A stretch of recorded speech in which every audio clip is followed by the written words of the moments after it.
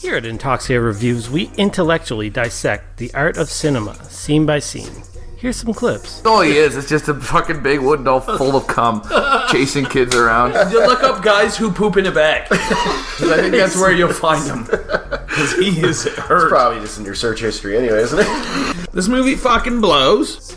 So don't forget to subscribe to Intoxicated Reviews on all places you find podcasts. Except Spotify. We're working on it. Boys Club. Is it called Boys Club because my apartment looks like a boy lives in it? I wouldn't say a boy lives in it. I would say a boy is kidnapped somewhere in here. Boys Club. We're everything. We're true crime. We're world star hip hop. World star hip hop. We're Netflix reviews. Stories of the day. Boys Club. Listen. Yeah, do it. We're on iTunes. We're on Spotify. I think. No, we're not. And on Google Play. Nobody gives a shit. Boys Club. Boys Club podcast. Now with 90% more sound clips of black people. Boys Club. Touch me and I'll sue. Hi there, this is T. Johnny with Quirky and Queer, a podcast about otherness.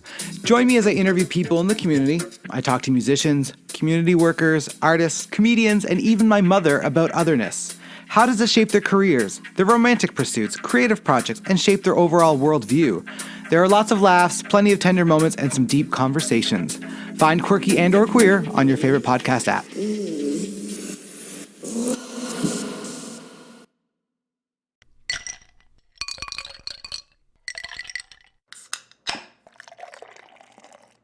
Do not take product if you are hypersensitive.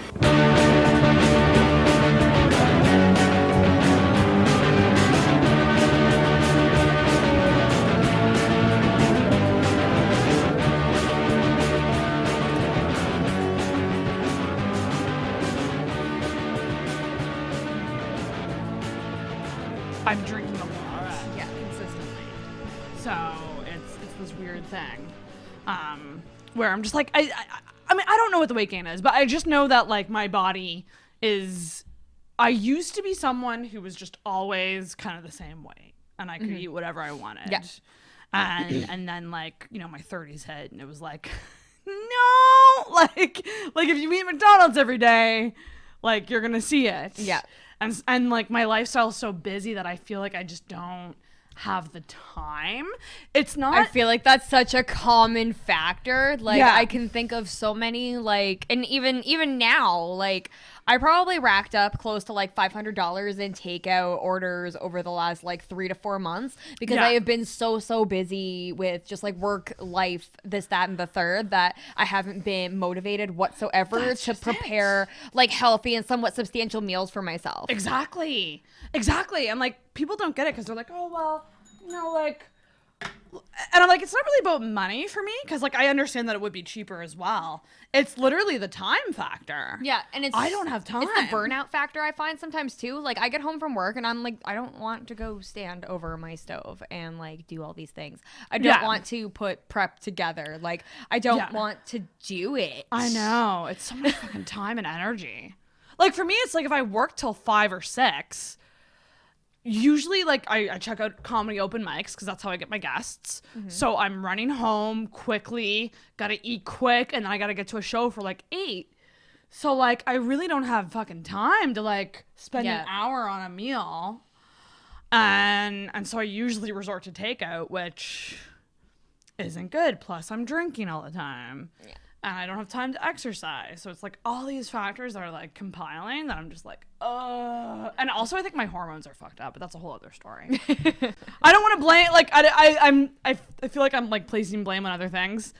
Like, I could really man the fuck up and just like, would you consider it placing blame on these things or more or less taking responsibility for them because you're admitting out loud that these are poor choices you're making? That's true. Because I mean, like, that's step 1 though, right? Like, recognizing the things that you think are definitely not helping. Yeah, lifestyle choices. Yeah, those are definitely the first steps, but it's always such an easier said than done situation. It's so fucking true. And like, I would 10 out of 10 rather go to the gym 3 times a week and eat whatever the fuck I want than ever calorie count again. I know. I have a shit like activity like level. Like I go to the gym once in a blue moon, and by once in a blue moon I mean I've gone like once in the last year. I used to go somewhat regularly, like maybe 3 to 4 times a month. The Fit for Less in Bedford. Oh, okay. Because I live in Bedford. Yeah. But like I've been there. I don't hate going. I find it really easy to motivate myself. Actually, I usually get super high before I go, and then I forget my reps, and then I end up doing more than I'm supposed to do. And then like I just kind of look over at Costa, and I'm like, "How many did I do?" He's like, "You're good." Do you work out together? Yeah. So that would be. That's also a huge motivator. That's a huge motivator. Like for me, well, we'll get into it, but let's open this episode because we're just getting right into it, talking right away. Guys, welcome back to the Intoxicated Podcast. I'm here with, this would be your 4th appearance? Oh my gosh. Oh wait, 5th. Wait. Because you did, wait a second here. No, we did 69, we did the seance, and then the live stream. So this is number 4. Okay, number 4. I was right. Okay, that's what I thought. Welcome back, 4th time Intoxicated guest, Frankie. Here with me today with the glitter background representing Glitter the movie, which Mariah Carey is in. Justice for Glitter. It's not her fault that it did poorly. It came out on 9/11. I didn't realize that. Yeah.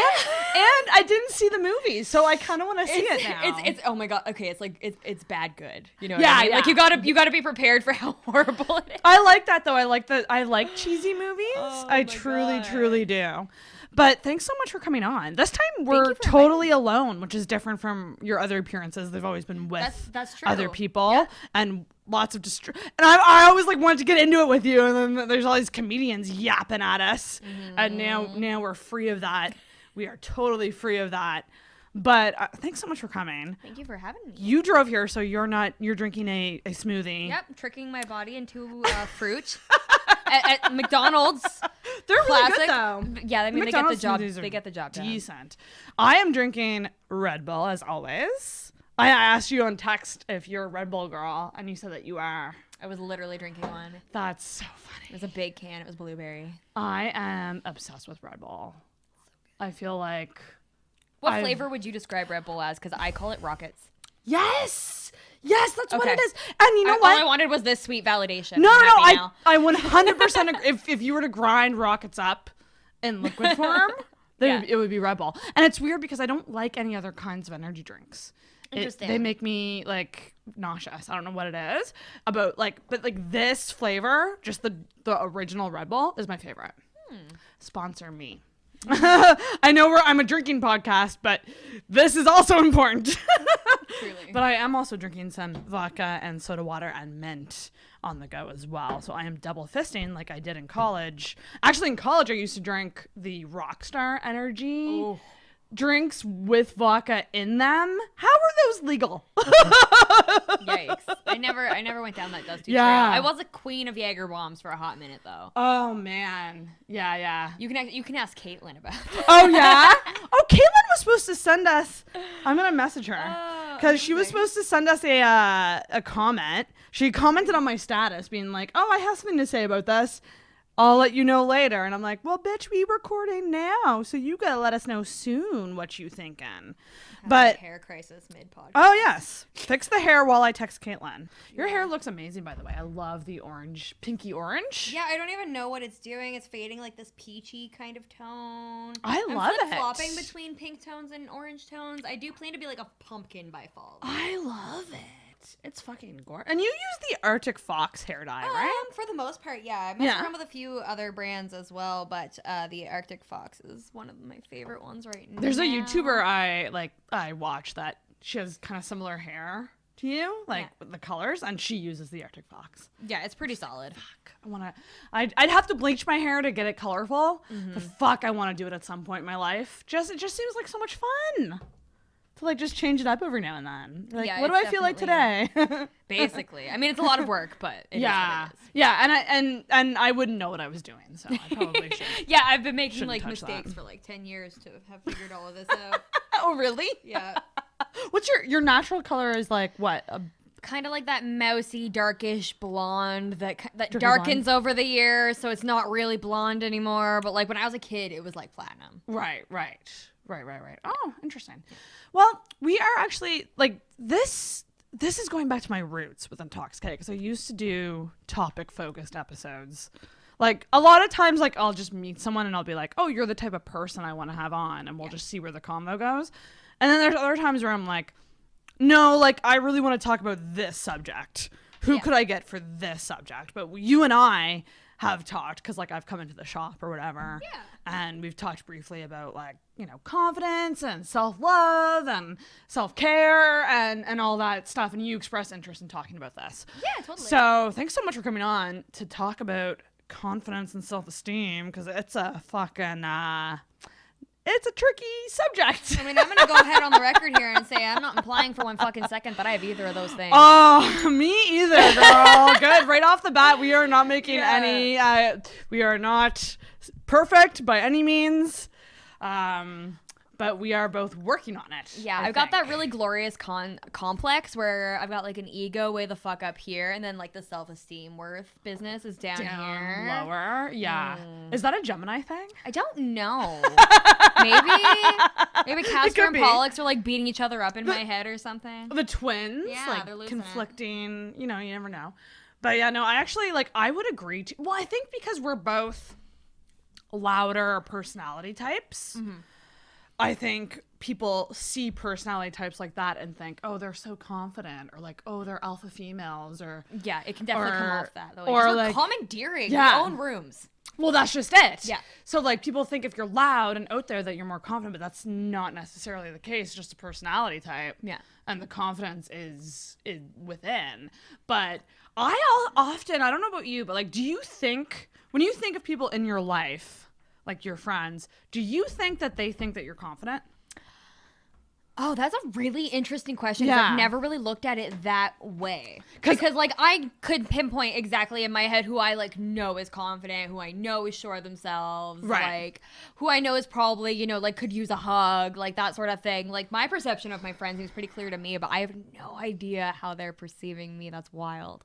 Yeah, it's weird to think about, because I often get the people who don't, my non-close friends think I am. Yeah, I feel like that might be something a little bit more accurate. Like people that aren't as close might think, like, I've had people tell me that they think I'm really put together simply because like I have an apartment in Bever with my boyfriend and I own a car. Like, right. But the thing is with you, because you also have a strong sense of style. So to speak, it's, yeah. I think would put off the vibe that you have it together in the sense of like how you look, you have a vibe, you have a style, you have a look and feel, and you rock it. Thank you. And not everyone has that. Like for me, personal style has been like evolving so much. Oh yeah.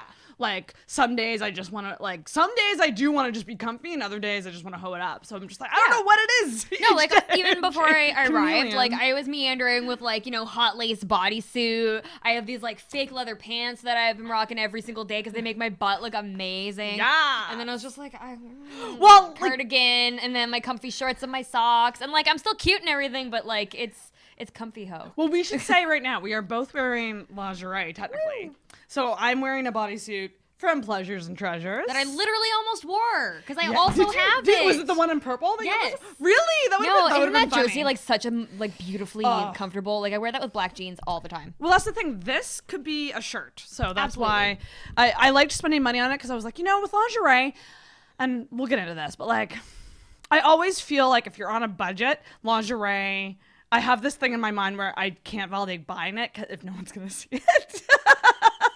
Fair enough. But you encourage just wearing lingerie for yourself. Yeah, like, I mean, even if you are like not wearing it out in public or working it into like daily outfits, like my favorite thing to do is to just sit around in lingerie. It's so fun, like, but it makes me feel so luxe, and it brings in that sense of confidence where like I feel like I look good, and it's for no other reason than to feel like good. I look good. Yeah. Yes, I actually totally agree. And like, you know, like even just like, you know, walking past the mirror and I'm like, damn girl, what you doing? Or like doing mundane tasks at home, or just sitting around, like even just playing video games, like in my lingerie. I'm just like, yep, that's all I do. I sit at home and I drink wine in my lingerie all the time. Like that's all I do with my life. That is amazing. But I actually I think that that's something people should do more often, is actually just get it for them and not have a person and be like, you know, if someone wants to enjoy it, they can enjoy it. Sweet. Absolutely, Bonus. yeah. But don't necessarily rely on that. Like, do it for you because it makes you feel good. Because I'm the same. Like, I actually feel sexiest in lingerie too. Like a nice lace getup. Yeah. I don't know what. If I'm not totally naked, lingerie. But I actually think I'm more confident totally naked than with clothes on. Because clothes pinches areas of me that I don't want pinched. That's what I've come to learn. I'm like, it's a weird thing because I feel way more comfortable totally naked. And you just wouldn't think that. I'm exactly the opposite, actually. Really? Funnily enough. And like, so I'll wear things that are like mildly revealing or like lingerie in my normal outfits. But like when I'm dressed, you don't see the nooks and crannies, or like I find that I can hide the things that I don't want. See, that's visible. so interesting. And I also find like, I don't know if it's just because like I'm super short. I don't have like as much of a torso, so that really distorts my view of like my stomach area. Oh, that would, like, yeah. So like seeing that like with clothes on, or like especially like, you know, in a high-waisted pair of jeans or something, it looks, you know, it makes sense to me. I can section off my portions and, you know, I just look at it and I'm like, okay, that makes sense. And then when I look at myself naked, it's just a very, very distorted view of what my own like proportions are. That's so weird how we think about it differently. Yeah. Like for me, I dread putting on clothes because I'm currently in between sizes right now. Like I'm really truly like I could buy a medium or a large, like at most stores. And if I buy a large, it's going to look a bit baggier on me, but I'll be more comfortable. Yeah. But if I buy a medium, I might look like I have more of a shape, but I might be more insecure because it's tighter and more uncomfortable. Right. So it's this weird time in my body where I hate it. What's that? I almost always go down. Oh yeah, and I me always too. regret it. I always regret it. I Same. had a full-on breakdown in my closet, like on the floor crying, like because this one skirt like was just slightly too tight and I couldn't breathe comfortably. Yeah. And I was just like, you know what? I knew when I bought this skirt that it didn't fit perfectly. Right? I knew when I bought this skirt that it wasn't 100% comfortable for me, and I still bought it hoping that one day I would just happen to magically That's what have we the do. body that fit into that skirt. And I Yeah. threw that fucking skirt in the garbage, and that was one of the strongest things I've ever done in my life. It's the worst. It's the worst fucking feeling. And like the whole change room echo chamber of like, you know, trying things on, and like you might not have a friend with you, so you're just criticizing yourself as you're trying things on. And I'm the same way. And in fact, I did an episode about confidence like a while back with my friend Rebecca. And one of the things, it was weird because it was polar opposite. I was like the most confident that I had ever been at the time. Right. And like I was talking about the liberating moment that you can have as a woman where you just decide to embrace the upsize and you feel more comfortable. You aren't as on guard because you can breathe properly. But I think so often we try to squeeze ourselves into things because maybe that's once how we were and that's where we want to go, but it's not where we're at. So we squeeze ourselves into them hoping that one day we'll lose it. And it's not fair to ourselves. No, it's setting ourselves up for disappointment. Yes. As opposed to setting ourselves up for like acceptance. And it's like what I always say about the change room. I'm like, if you bring 2 sizes in, try the larger size on first because because then at least you're like, oh, I'm not as big as I thought, as opposed to like, okay, well this doesn't fit. Yeah, because like I've had moments like recently where I'm like looking at the large, I'm like, there's no way that like that's my size, and I'm like, oh no, girl, that's your size now. You gotta embrace that. Like, fucking body image is so fucked up.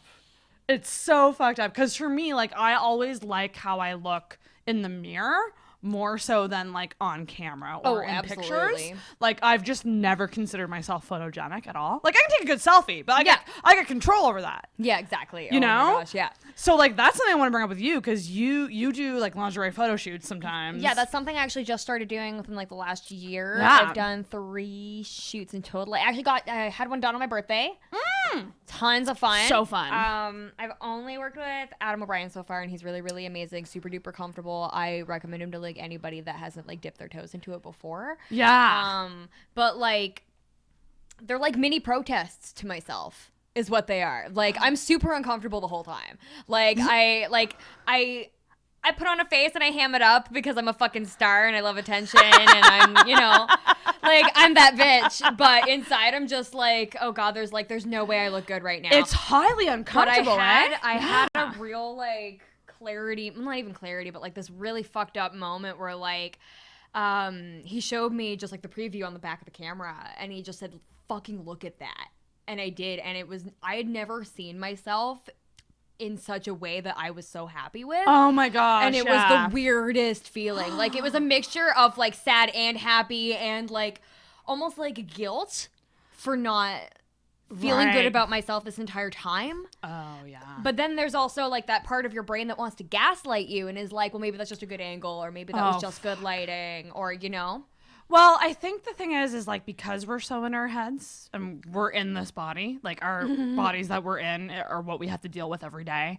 So we do pick, it's just like anything else. Like if someone's doing public speaking, like you're gonna pick yourself apart in ways that only you know. And outwardly, that's not what's showing to other people. So with photographers, I truly do feel like they're very talented in seeing like your true beauty and just figuring out ways to capture that. Yeah. Like so much talent. And you're right. Like, because I did a photo shoot for the podcast, which wasn't a lingerie photo shoot, but it was like, I was wearing like a... It was hot. Yeah. Like you were looking fine. Yeah. Like, that was a sexy shoot. Again, like same thing. I was so uncomfortable. Yeah. I was so uncomfortable. And there were so many photos that I was just like, they're never seeing the light of day. Like stomach issues, up the yin yang, all of that. But like, again, you know, they direct you in a way that's flattering. Yeah.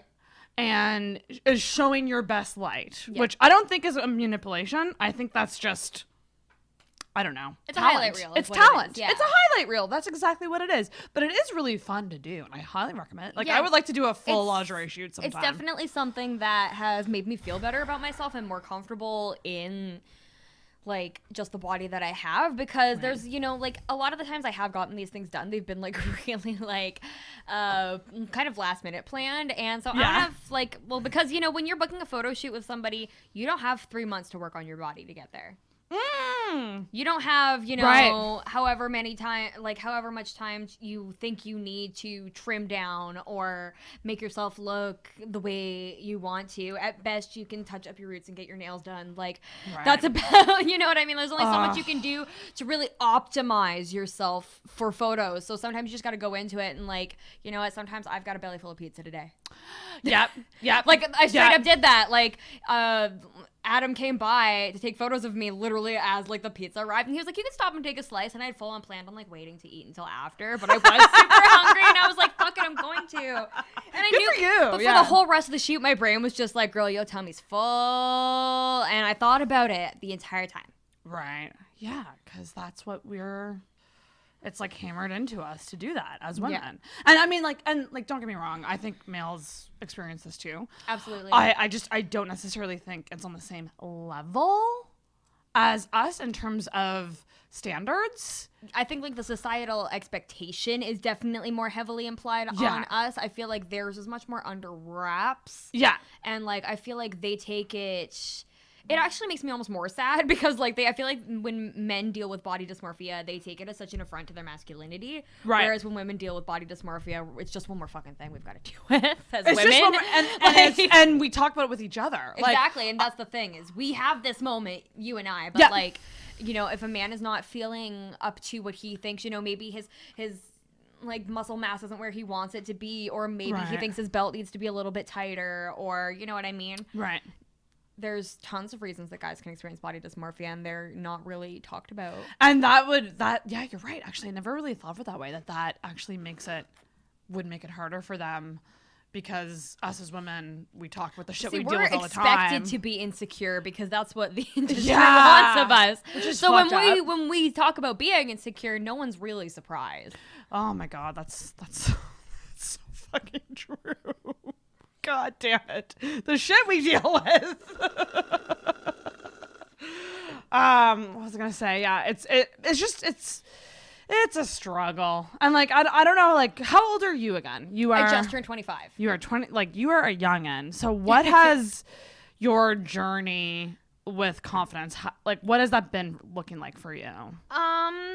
Definitely not linear, I'll tell you that. Yeah. I feel like a lot of it had to do with the fact that I was not hot in high school. Like the glow up was super real. So like I was never like, I kind of almost settled into the notion that I just wasn't going to be an attractive person. Yeah. Like I got blindsided by this shit.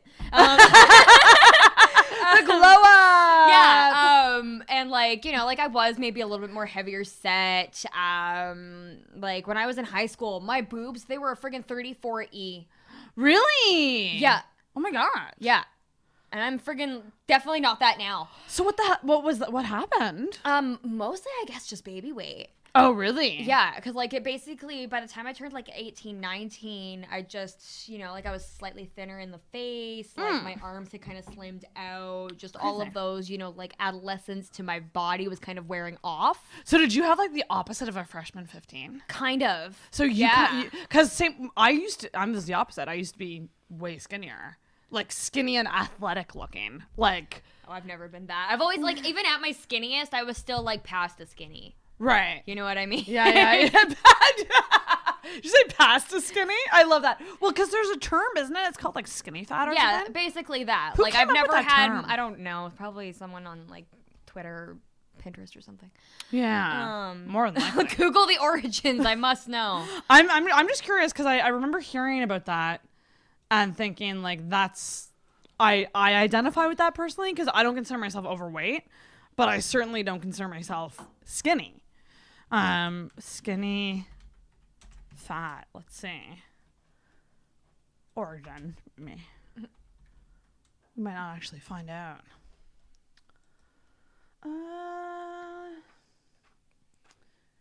Yeah, I don't know. I don't remember. I think it was like in a movie that I heard about it. I feel like I can vaguely remember Jane Lynch saying it in an episode of Weeds, but I don't know if that would be like the first. Oh my god, Weeds! I have such like a weird archive for things in my brain. I'm like, I can pinpoint the one time I heard that sentence. But yeah, no, it's yeah, I feel that. So interesting. So you started off kind of with more meat and then lost it all. Yeah, and then so like when I was in college, like that's when like I would probably call that my quote unquote prime. Because it was like a mixture, like I know I've been skinnier than that and I've looked better, so to speak, but that was definitely like the height of abusing my metabolism, eating whatever the fuck I wanted, drinking all the time. Like it was college. Yeah, that's exactly what it was. I didn't gain anything from it. It was just it was linear. It was fine. Really? And then basically it was honest to God, like, it was really just the notion of that, you know, eventually your metabolism slows the fuck down. And I think it was around like 22-ish was when I noticed that I was slowly starting to kind of put on weight. And it wasn't anything I was worried about. I was just like, okay, like, you know, I'm healthy looking. Like, my grandmother will stop yelling at me as much. My mom will stop telling me to eat that kind of thing. Yeah. And then I remember I had really, really bad environmental depression one winter combined with seasonal depression. And what's environmental I really depression? hated where I was living. Oh. Like, I didn't want to go home. Like roommates? Like, I would, just the whole situation. I hated the place that I lived. I hated the people I was living with. Like, I hated all of it. Oh, shit. So, like, I would literally loiter at work because I didn't want to go home. Like that. That's kind of such thing. a thing. That's such a problem. And it sucked. So like it was like, to be perfectly honest, it was a lot of fucking blizzards. Let me tell you. Did you know that a medium blizzard has more calories than you should eat in an entire day? Wow. Shit. Yeah. I mean, it makes sense. And like, I mean, a healthy person should eat in an entire day, not somebody on a diet. Wow. And I want a blizzard now, though. Right? Oh, cookie. They're so good. Moderation, though. That was when I really, really started understanding like portion and like that sort of thing. And maybe you don't get the medium, maybe you just get the small. Like those stupid sorts of restrictions that are still allow you to treat yourself. But it's so true because I truly do think that there's an issue in North American culture where it's like we're kind of all overeating. Like if you look at the portion sizes, everybody loves excess. Yeah, like the portion sizes at restaurants and shit. Oh yeah, it's insane. I almost never finish a plate at a restaurant. I almost always take it home because fucking broke bitch is gonna eat lunch tomorrow. Yeah. I'd rather rather get 2 or 3 meals out of it than eat it all in one straight sitting. up. Or even if at least, you know, like it's something else you can nibble on later when you want a snack. Right. But like, yeah, no, that's absolutely ridiculous. And it was just like kind of just casually noticed that I had slowly put on 20 pounds. I was also working at Burrito Jack's at the time too. So like working a lot and then coupled with being able to eat at work and eat food that claims it's healthy but really is not. Oh, that's such a harsh so it was truth, really guys. just like burritos aren't as healthy as you think. There might be veggies in them, but they so it's basically just like a huge culmination of circumstances that led to me gaining only about 20 pounds, which doesn't sound like much. Right. But when you're 5 foot nothing, it shows immediately. I have nowhere to spread it. Yep. Like my favorite weight to be is smack dab 100 pounds. Right. But I'm approximately 105 right now. I really like 95. You're a petite gal, though. That's like, exactly that's the thing. it. Like, I'm very proportionally small, so when I do gain weight, it's just everywhere. Right. Like, it is immediately visible. And I think that's something that people need to consider more when they're having these conversations with their friends, because I think we so easily go to the, you gained 10 pounds, like that's nothing. I've gained 50. It's like we have to look at people's heights, people's body chemistry. Like there's so many factors that go into it. And it's so easy to jump to the, I have it worse than you. Oh my gosh, right? Or like that type of thing. And it's like, no, like if you look at Frankie, I could put her in my fucking pocket. She's tiny. And that's my thing too, is so often I'm met with, what do you mean you have body dysmorphia? You're so tiny. Yeah. What do you mean you feel bad about your body? You're so skinny. I'm like, can you go fuck yourself? Yeah.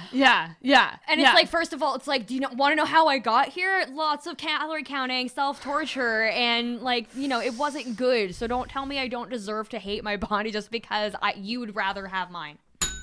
It's I wrote it down on my phone recently. I was like, it's my body and it's my right to hate it sometimes. That's fair. Because I think we're in this culture of body positivity that's almost going the other way, where like we're feeling a lot of pressure to love every aspect of our body when we might not. And it's okay that we don't. And it's okay if I want to improve myself, as long as I'm still finding a way to do it healthily now that I've learned my lessons from like extreme dieting and calorie counting. Like I think at my worst I was probably eating like 500-600 calories a day. Holy fuck. When did the calorie counting thing start? Probably once I realized I had gained about 20 pounds. I had a friend who was enabling me and she was very, very bad, and she's not my friend anymore. But her exact words at one point were, you better stick with this because you're going to feel really shitty when I lose weight and you don't. Oh my God. Yeah, so I take full responsibility for my own mental, disorders and all that, but I definitely did not have great circumstances. I was not fostered a good environment. Jesus Christ. Yeah. That's insane. When you're saying the calorie counting thing, I'm just thinking back to like junior high school, and like. And that's the thing, is I never felt a need to do that in high school because I'd resigned myself to the idea that I just wasn't going to be attractive. But it wasn't until college. Yeah, and then once I was like, okay, you know what I mean? Like I grew into my figure, I grew into my face, I grew into my features. Like it just, I didn't look like a child anymore. Well, I still do, but like Yeah. But like, I started to look more like a woman than a child. And that's when I started to feel more confident about my appearance in general. And I think I'm a good-looking person. I know that, I can look good. I know what makes me look the best and what makes me feel the best. Yeah. But like it was still, I never dealt with those kinds of issues as much. Like, obviously, I still thought, like there was lots about my body that I would change in high school. Just as insecure as any other high school kid. Right. But I had just resigned to myself that was just all I was going to get. I was like, this is as good as it's going to get. It's never going to be better, so just accept it. Yeah. And then once everything got better, I was like, well, how much better could it get? And that was almost a spiral. Ooh, see, yeah, that's where things can get messy. Yeah. And it's finding that fine line between taking that in a positive / healthy, reinvent yourself and be the best you can be kind of way, or like literally mentally beat the shit out of yourself. Yeah, because once you know you can do one thing, then what's next? Because I grew up skinny, but I grew up with more overweight friends, and a lot of those friends have lost the weight, and what they always tell me is like, yeah, I lost the weight and I've gotten treated differently because of that, which is unfortunate and sucks, but that's a fucking thing with women. Yeah. As soon as they lose the weight, guys are looking at them differently and treating them differently. But with them, they were like, you know what it is? Like, as soon as you lose the weight, you just find something else to hate about yourself. and then you want to attack that. Interesting. And then it's just like a never-ending cycle of trying to be absolutely perfect. Yeah. Which is very tricky. It is. So So excessive calorie counting. Yeah, that was probably like my biggest, like I wasn't, and it took a really long time for me to even admit that was an eating disorder. Like it took me a really long time to admit that was like almost full-blown anorexia. Like it's kind of like glorified anorexia. Yeah. Like it's stealthy. Yeah, and like anorexia. micro anorexia. Yeah, like yeah. anorexia light. I don't know. Yeah, because you're eating enough to stay alive. But because it wasn't what they portray eating disorders to be in the movie. I wasn't like tears streaming down my face, like hunched over the toilet. I didn't consider it to be something I had to fight. Interesting. When did you realize it was a problem? I don't think I can pinpoint like a moment. Right. Probably just like after a breakdown of sorts. Like I think I got really upset about either something not fitting or maybe something that did fit when I was bigger, fit again, or something along those lines. I can't remember what it was, but I had like this little breakdown about it, or maybe I just felt guilty about the calories I ate that day. Like it could have been something that simple, but it was after that I was just like, I'm not okay. Fuck. And then it's weird too because my boyfriend was with me the entire time, and like current boyfriend? Yeah. Oh, okay, yeah. cool. Yeah. And like he would always like encourage me to feel good about myself because obviously he likes everything I have to offer and all of that good stuff. And like he kind of knew I was going through it, but he also was in the position where he was just like, I knew that even if I told you it was an eating disorder, like what would you have done? Right. And he was like, but once I said it out loud, like that's when it was just like basically like he gave me a huge hug and he was just like, we got this. Aww. So like, I mean, I didn't need his help or anything like that. And like, sometimes he still, tries to keep me on the right path and everything like that. But it's weird that he knew the whole time and I didn't. Like, I refused to realize it. And he was just kind of like, I knew you weren't 100% okay, but you can't just call your girlfriend out and be like, hey, babe, I think you have an eating disorder. You almost have to be patient and wait for them to get there. That's exactly what he did, yeah. He was just like, I knew it would hurt you, if anything, if I basically attacked you like that, and I knew you'd come to your own, like, he was like, I reminded you to eat. I kept, he did everything right, I think, in that scenario. Like, he never attacked me and made me feel like what I was doing to my body was unhealthy. Like, even though it was, he never made me feel like I should be guilting myself for it. Right. Whereas that's what I feel a lot of it is like, how dare you be dieting? Go eat some cake. You know what I mean? Like, that kind of thing. And that's all so fucking fucked up. Because, like, really, an eating disorder, it's a mental health thing. That's exactly it. Like, I think people tend to forget that. Because it doesn't mean I don't love food. It doesn't mean I don't love to eat. It's just, it's the associated guilt. Yeah. Yeah, and there's so many different kinds of eating disorders. Like, that's the wild thing. Yeah. Like I have a super complicated relationship with food because I'm such an emotional eater. Right. And I'm such an impulsive eater.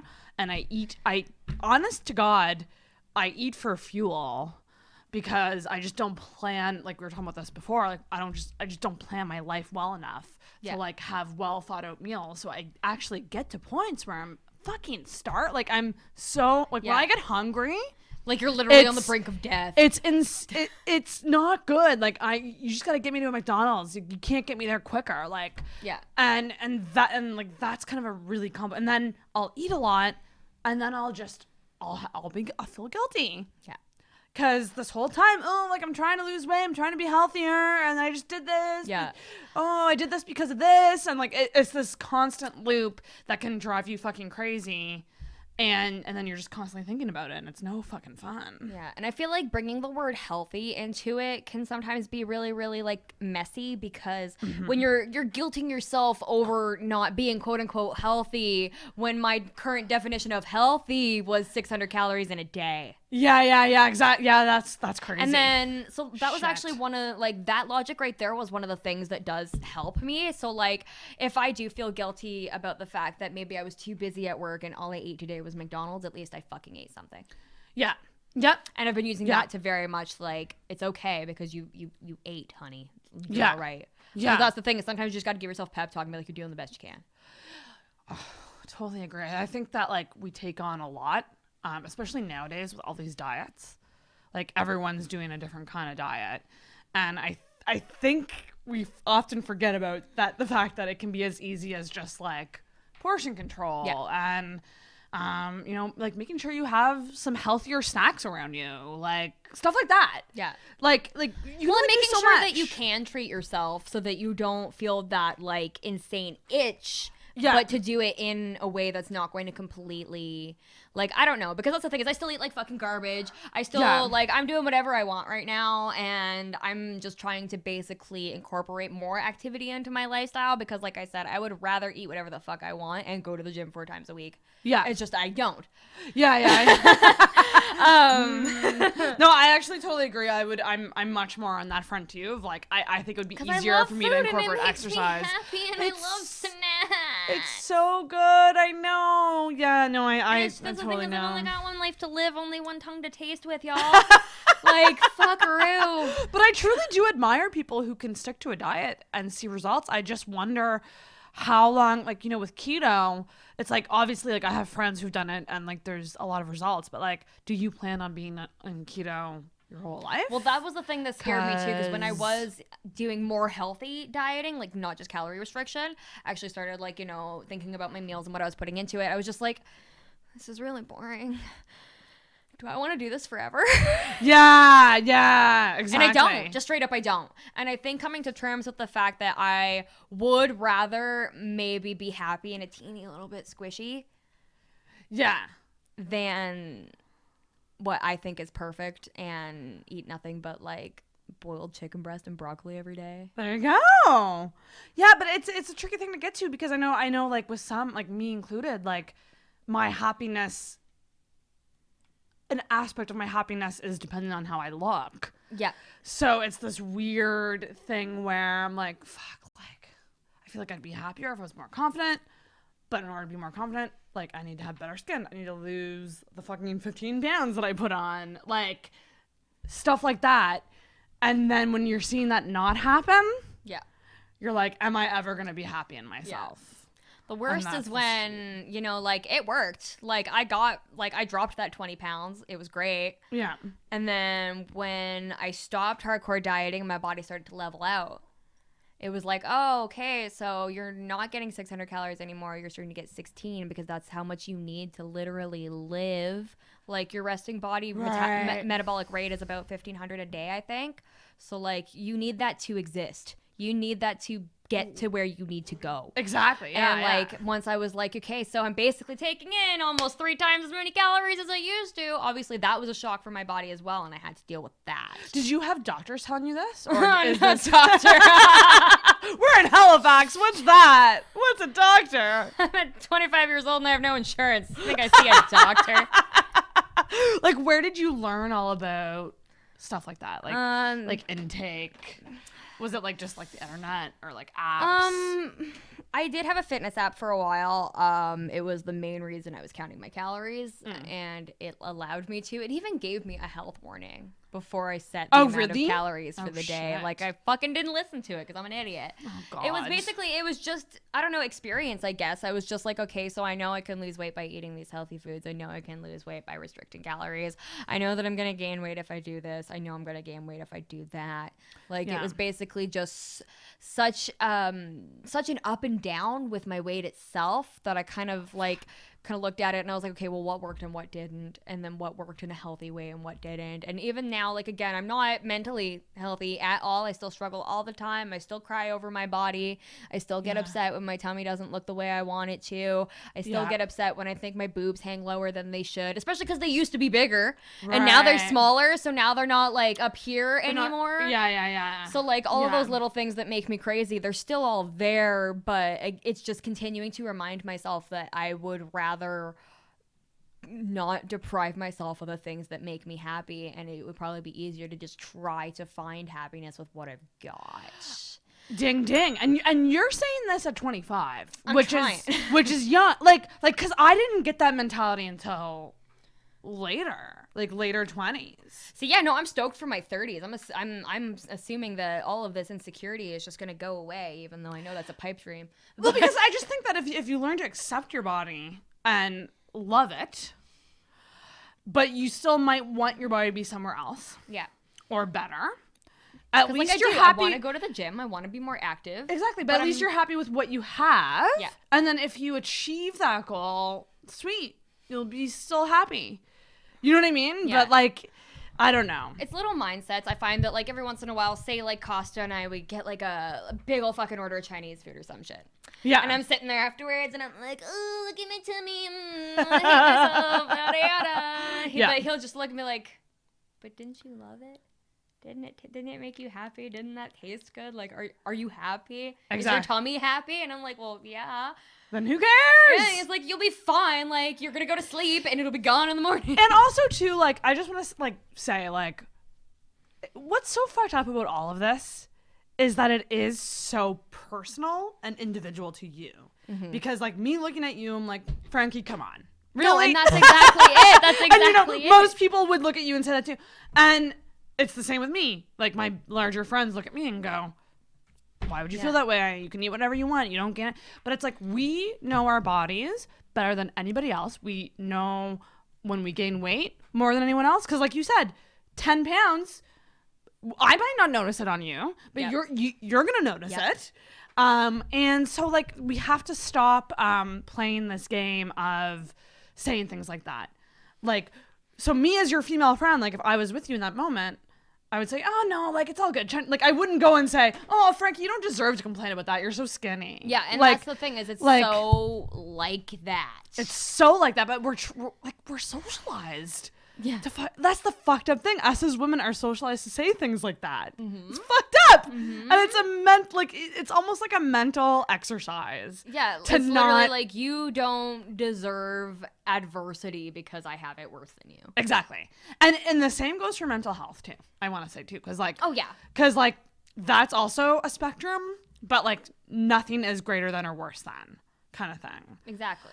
And it's just female friendship dynamics, especially, like there's nothing more nerve-wracking than when it's like group picture time. I don't know if you can agree with this or not, but when it's group picture time and you don't have control over that photo and that photo is being taken next to your like other female friends, there is a psychological thing that goes on, and I don't know if guys will ever understand it.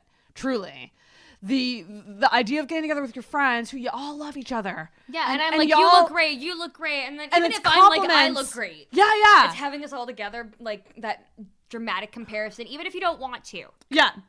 Your brain is going to. Your brain is going to, and we all know we have different body types, and we all know that we have different styles, but having a picture where we're like lined up. Yeah. It's this, and then like, there's not one picture that everybody likes. And it's this whole thing. It seems like such a stupid fucking thing. Yeah. But this is a huge, like, problem. It really is. And For me, it's I'm the shortest, and it sucks. Yeah. I'm so tiny compared to everybody. It looks so bad in photos because I'm like down here and everybody's up here. But see, that was the thing. Like with me, like I grew up, like my body's very different from my sister. So like in family pictures, I always stuck out as bigger or broader or like, and for so long I associated that with fat when really it was structure. It was my shoulders. It was my boobs. Like there was like a lot of factors contributing to that.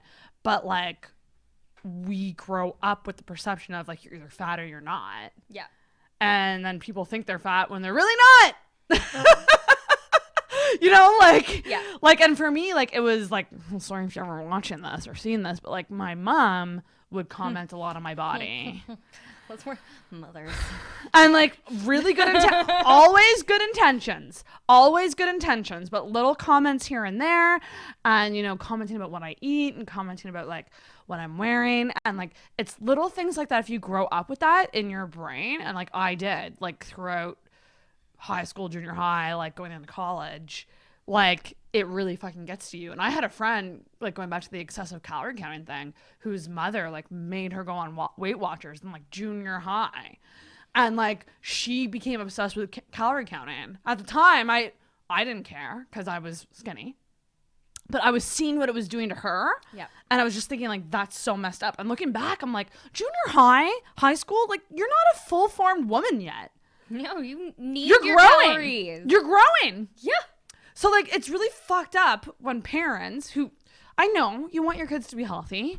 And, you know, I don't think we should ignore obesity when it comes to health. When it becomes a health problem, I think, yeah, we should do something about it. They want their kids to be healthy and that they want their kids to be privileged. Yeah, no, exactly.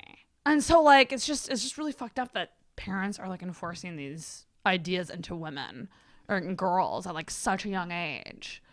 And, like, I don't know how, like, I mean, I don't think I'm over it at all. I still stress over what I wear in front of my parents. Yeah. Because I'm like, I just don't want them to.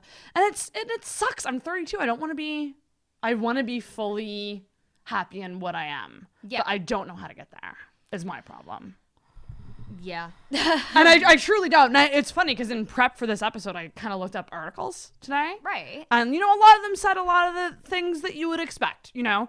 One thing you mentioned was cutting out friends in your life that are negative influences on you. Like, that's something that I've been doing recently. And it's not so much in relation to body or physical. Just any negativity. But if they don't serve a purpose in your life, fucking out. It's out. And if you don't get me, if you don't appreciate me for who I am, like, you're done. And, like, I've been doing that lately. Yeah. And it really sucks. And it's really hurtful. Yeah, but and friend you gotta breakups do it. Suck. Oh my God, they're friend the breakups worst. suck than real ones. They are so fucking hard. Mm-hmm. Especially when you've known the person for so long. And you just think to yourself, like, why am I still explaining myself to you? Yeah. Like, I shouldn't have to explain myself to you. You should know that I have a head on my shoulders. Yeah. Like, you've known me since 7th grade. Come on. Yeah. But unfortunately, I think people do have to do that when they're going through any type of transformation in their life. Yeah. Is you have to kind of do a friend sweep or whatever it is, a friend cleanup. Call it more of like an inventory. You gotta see what it is. Yes, gotta see what kind of condition the stock is like, and what's worth keeping and what's worth chucking away. Big question for you though, because in this article, one of the things that they said about boosting confidence was to, like, what do you think of the phrase "fake it till you make it"? I don't know if I support it because I find that can foster like a placebo effect. And like, I mean, if you end up getting high off your own fake confidence, then like by all means do that. I don't know. I just feel like to me with faking it, is there a making it? Do you really get there? Yeah, that's actually a really good question. Yeah.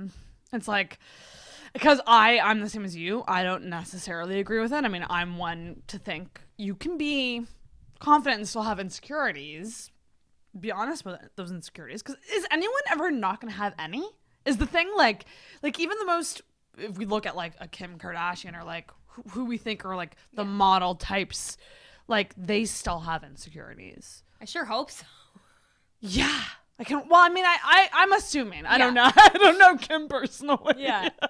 But do you know what I mean? Like, I think that too. And I think that if you're faking it all the time, like, it's going to shine through eventually that it's not genuine. Yeah, I feel like that would have the burnout factor. Yeah. Because, like, it's basically pretending you're all right when you're not. When you're not. Yeah, exactly. But then if you speak so openly about not being all right, it has, like, the opposite. It also has a negative effect. So I don't really know where the happy medium is. I read this thing fairly recently that I've been like kind of trying, mostly because like anytime anyone gives me a tip for like handling any kind of like mental stress or disorderly conduct going on up there, I kind of take it with a grain of salt. And I'm like, oh, of course that would work, kind of thing. But I recently read that sometimes it can be helpful to give your negative thoughts like their own persona, like personify them, like give them a name. Like, give your negative thoughts a name, and every single time you're thinking something bad about yourself, just shut the fuck up, Bianca. Who the fuck are you to talk about me like that, fucking cunt? Yeah, because, well, actually, that's actually a great point. Because one thing that I've listened to a lot of, like, self-helpy podcasts and stuff. Yeah. But one thing was talking about, I just lost the thought. A negative persona. Oh yeah, like you would never, if you ever think about like how you're self-talking to yourself, picture it being a friend of yours. Like, you would never say that to. I would never say that to you. Yeah. Or like a friend that I really care about. Like, so why are you saying it to yourself that way? Yeah, that's exactly. Yeah, or it's just like, kind of the logic of it is, you know, what if what if Bianca was saying that about Sarah? Would you let Bianca say that? Fuck no, I wouldn't. So fuck you, Bianca. You're done. I love that. Is Bianca your persona's name? Yes, absolutely. And Bianca! It's 100% because Bianca is the name of Mariah's anti-Mariah in the Heartbreaker video. Oh my god! I was thinking of, isn't that the name of the chick from 10 Things I Hate About You? Or maybe I'm wrong. Maybe. I have not seen that movie recently enough. That's so funny. Bianca. I wonder what mine would be. But when Mariah beats up Mariah in the bathroom at the movie about Mariah starring I Mariah. love the Heartbreaker video. That's a classic. Yeah. Holy shit. And then one of the other things too, like speaking of Mariah Carey, like in this article it was talking about think of your role models. Like when you are having moments of like that you're not feeling confident or low self-esteem or whatever that is, like think of them. And I'm like, yeah, I guess, because like I always picture female comedians like Sarah Silverman, Chelsea Handler, Whitney Cummings, like these fucking ballsy funny women, you know, and like I think of them, I'm like, look how ballsy and smart and funny they are, and like I just want to embrace that side of me, and not focus so much on the physical kind of thing. So like do you look up to Mariah Carey? Oh, absolutely. She's your girl. I mean, like, yeah, besides the fact that I'm completely enamored with her, I think about the fact that, like, you know, like in the mid 90s, at the height of like her like climb to fame, like she was in a really abusive relationship who happened to be the head of her record label. But yeah, no, he was super like sexually oppressive. He wouldn't let her leave the house. He made her wear turtlenecks and trench coats. So when the Honey video came out and she literally does that like jump into the pool and she takes off her clothes and she's swimming. No, seriously, it's a full on, like, it's been said that the whole thing is a metaphor for her leaving him, and like that's the first time she showed cleavage. She wore a crop top, like she did choreography with all these dudes grabbing all up on her. She was free. She fully embraced sexuality. Oh my god. And like honestly, finding your sexy side is like one of the biggest things I think that has helped me. Masturbation has been one of the biggest things that's helped me. Oh, big time. Oh, I feel that. And that can also be up and down. But I think... Oh, yeah. Like, I've gone through phases where, like, I could be laying there forever and nothing's going to happen. And, like, sometimes I just don't want to. Sometimes I'm not into me. Sometimes I don't want to fuck me. And other times I'm like, I want to fuck the shit out of me. Right? Right?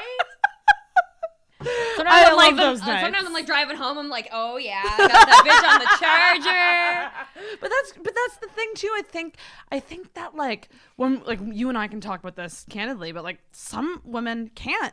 They get embarrassed and they still get like shy about it. And I'm like, we gotta really start. Like that's why I love this new era of Miley Cyrus, because she is so just like pussy. I love my pussy. And like she's just so, she doesn't give a fuck. Yeah, she does not give a fuck. And like I don't know, listening to her new music, it's kind of like my Mariah right now. Like you're having that moment. It's just tapping me into this side of me that wants to stop giving fucks. Yeah, because innately I give way too many fucks. I feel that wholeheartedly. Yeah, I give way too much. Like, I just care way too much about what people think. That's a water sign problem.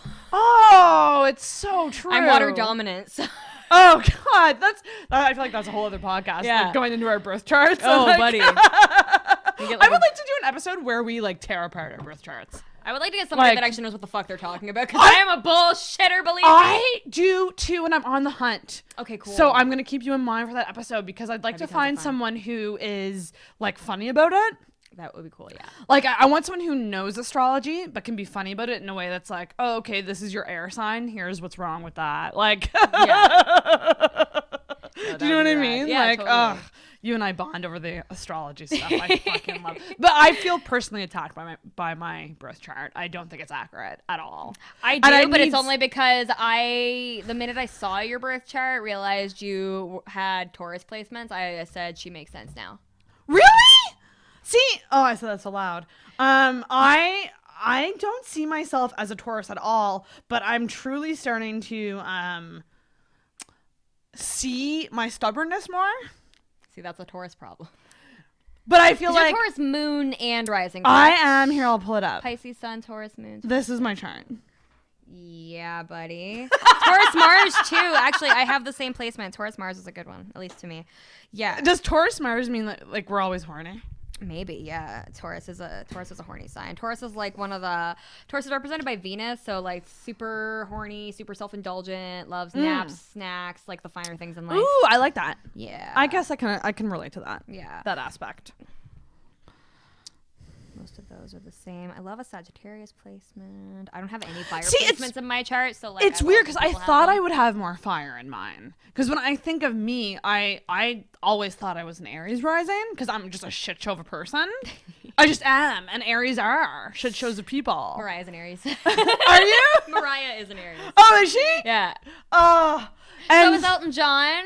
So is Lady Gaga. Like every big singing artist. My Jupiter is in Aries, which apparently is like one of the more social planets. Yeah, Jupiter is like expansion, philosophy. So I guess it makes sense, but still, I'd like someone to explain my birth chart in detail. Yeah, like in great detail. Like I could probably bullshit my way through it, but like I don't know enough about the like in-depth factors to like really bullshit my way through a conversation. We are gonna get someone. Yeah, that would be fun. We are gonna get someone on. So then, going back to the whole like getting into this like your sexy side and like confident side, what do you do to amp yourself up? Like if you're ever feeling like this is the thing, like if you're ever feeling like in a what's the word, slump, like a slump, and like we know our slumps, like and I know with me it's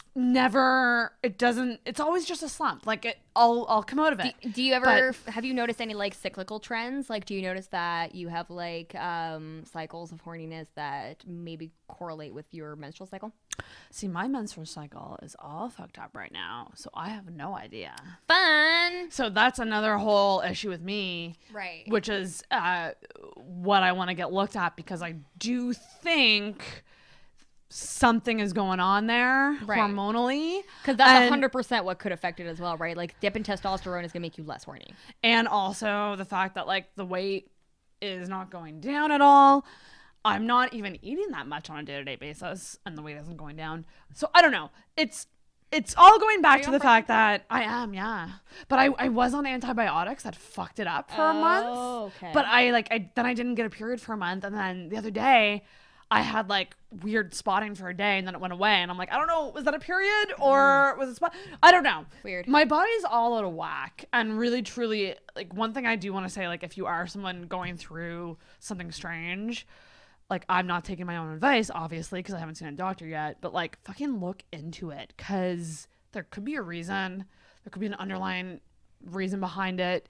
Like if you're getting weird weight gains, things that you just don't think are right. And I know that sometimes we can get into denial a bit. Oh yeah, about our lifestyle and stuff like that.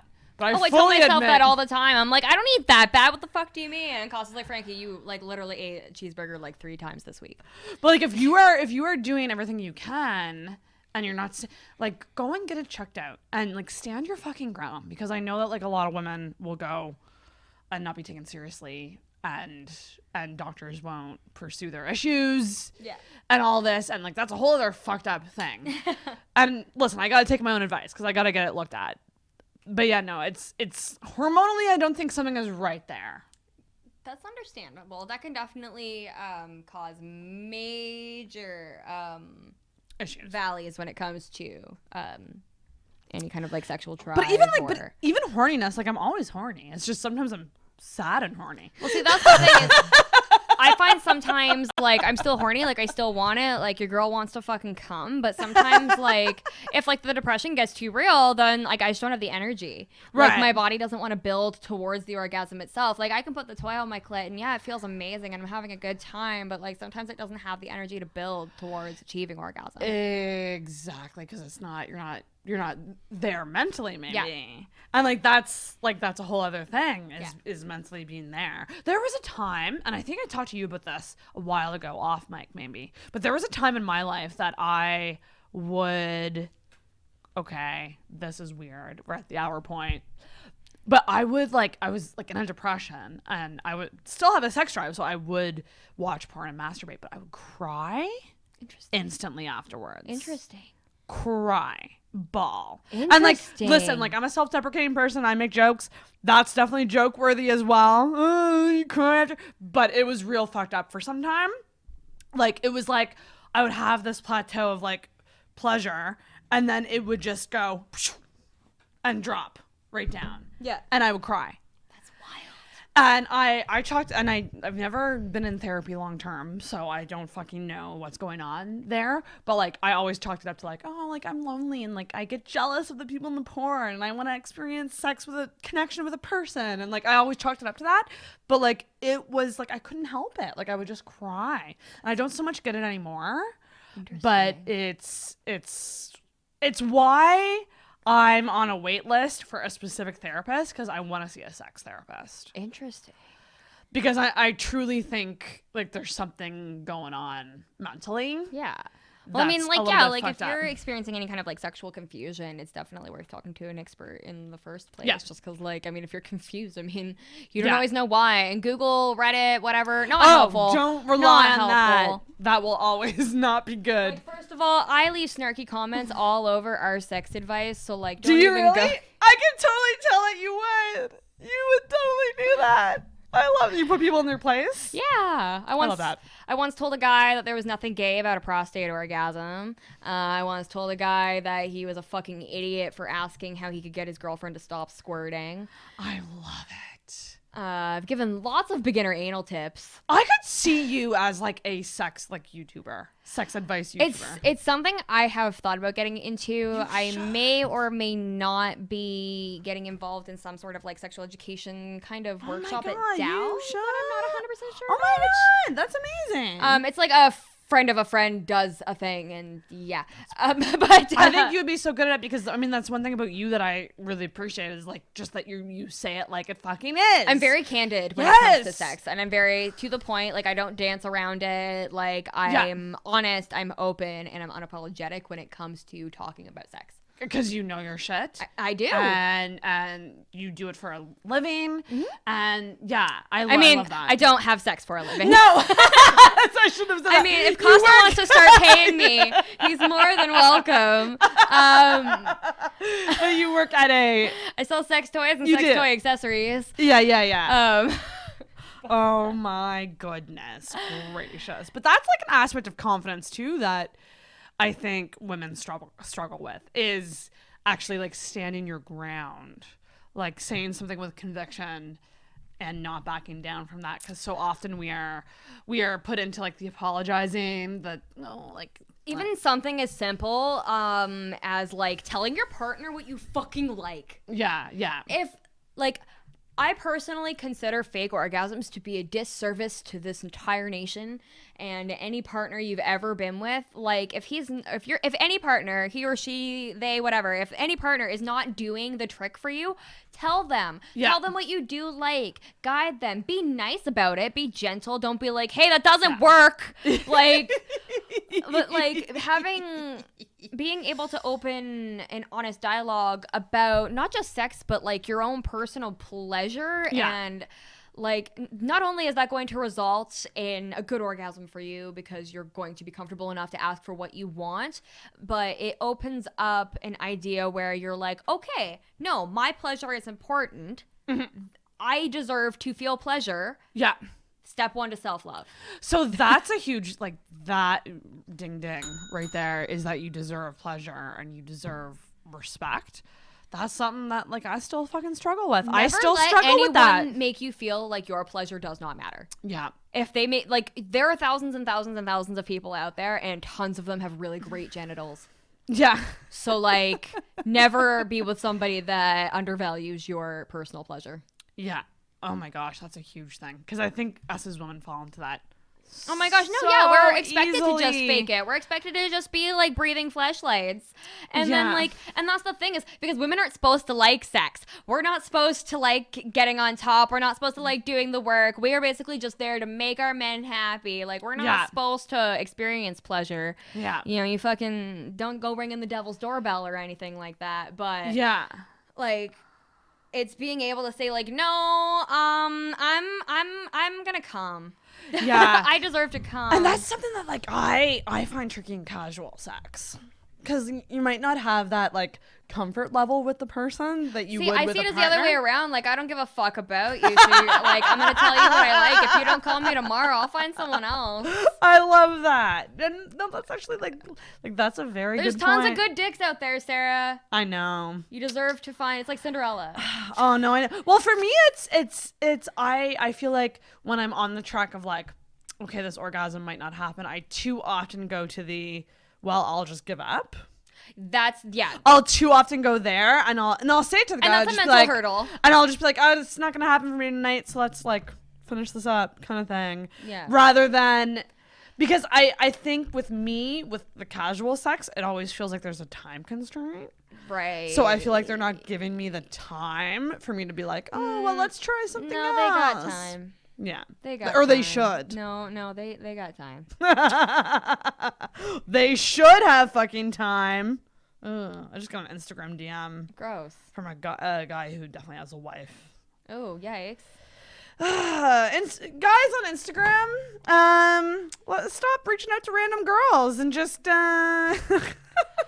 I would like to formally be like, can all of the dudes that were rude to me in high school stop talking to me now that I'm hot? You literally called me an emo faggot. I don't want to talk to you guys. That's brutal. Yeah. High school, whatever. Do you get creeps in your DMs? The worst part is most of them are from like Alberta, or like from the Valley. Like they're not even here. Yeah, those are the two places I went to high school, is Alberta and the Valley. So like I don't know any of you. I haven't spoken to any of you in at least 5+ years. Oh my god. Do you ever get randoms? Oh yeah. I have been propositioned for sex work like 2 to 3 times in the last week. Why? What the fuck? I mean, like, is it because depends on what they want and how much they're paying, I guess. Is it because because I think that there's also this thing with like women who are like openly talking about sex. Dudes assume that they're like open for business. Yeah, and that's the thing is like, even if I was a sex worker, even as something as simple as a cam girl, that probably wouldn't be anywhere on my personal profile. Like, no, yeah. You know, like, I've expressed interest in doing sex work. Probably not camming or like the typical sex work. Probably just like very, very mild stuff, even if I did. But maybe porn. I'd do porn. I feel like everyone's thought about it at some point. I'd love to do porn. I just don't want the webcam situation. It's not for me. I don't own enough string lights. Yes, I do. Oh, like cam girl setup 101. Yeah. Webcam. I mean, like, no disrespect. I know lots of sex workers, and I respect their hustle so much more than anything else because I'm tickled by the notion of, you know, using said sexuality to hustle men out of their money, and that tickles me, and I love it.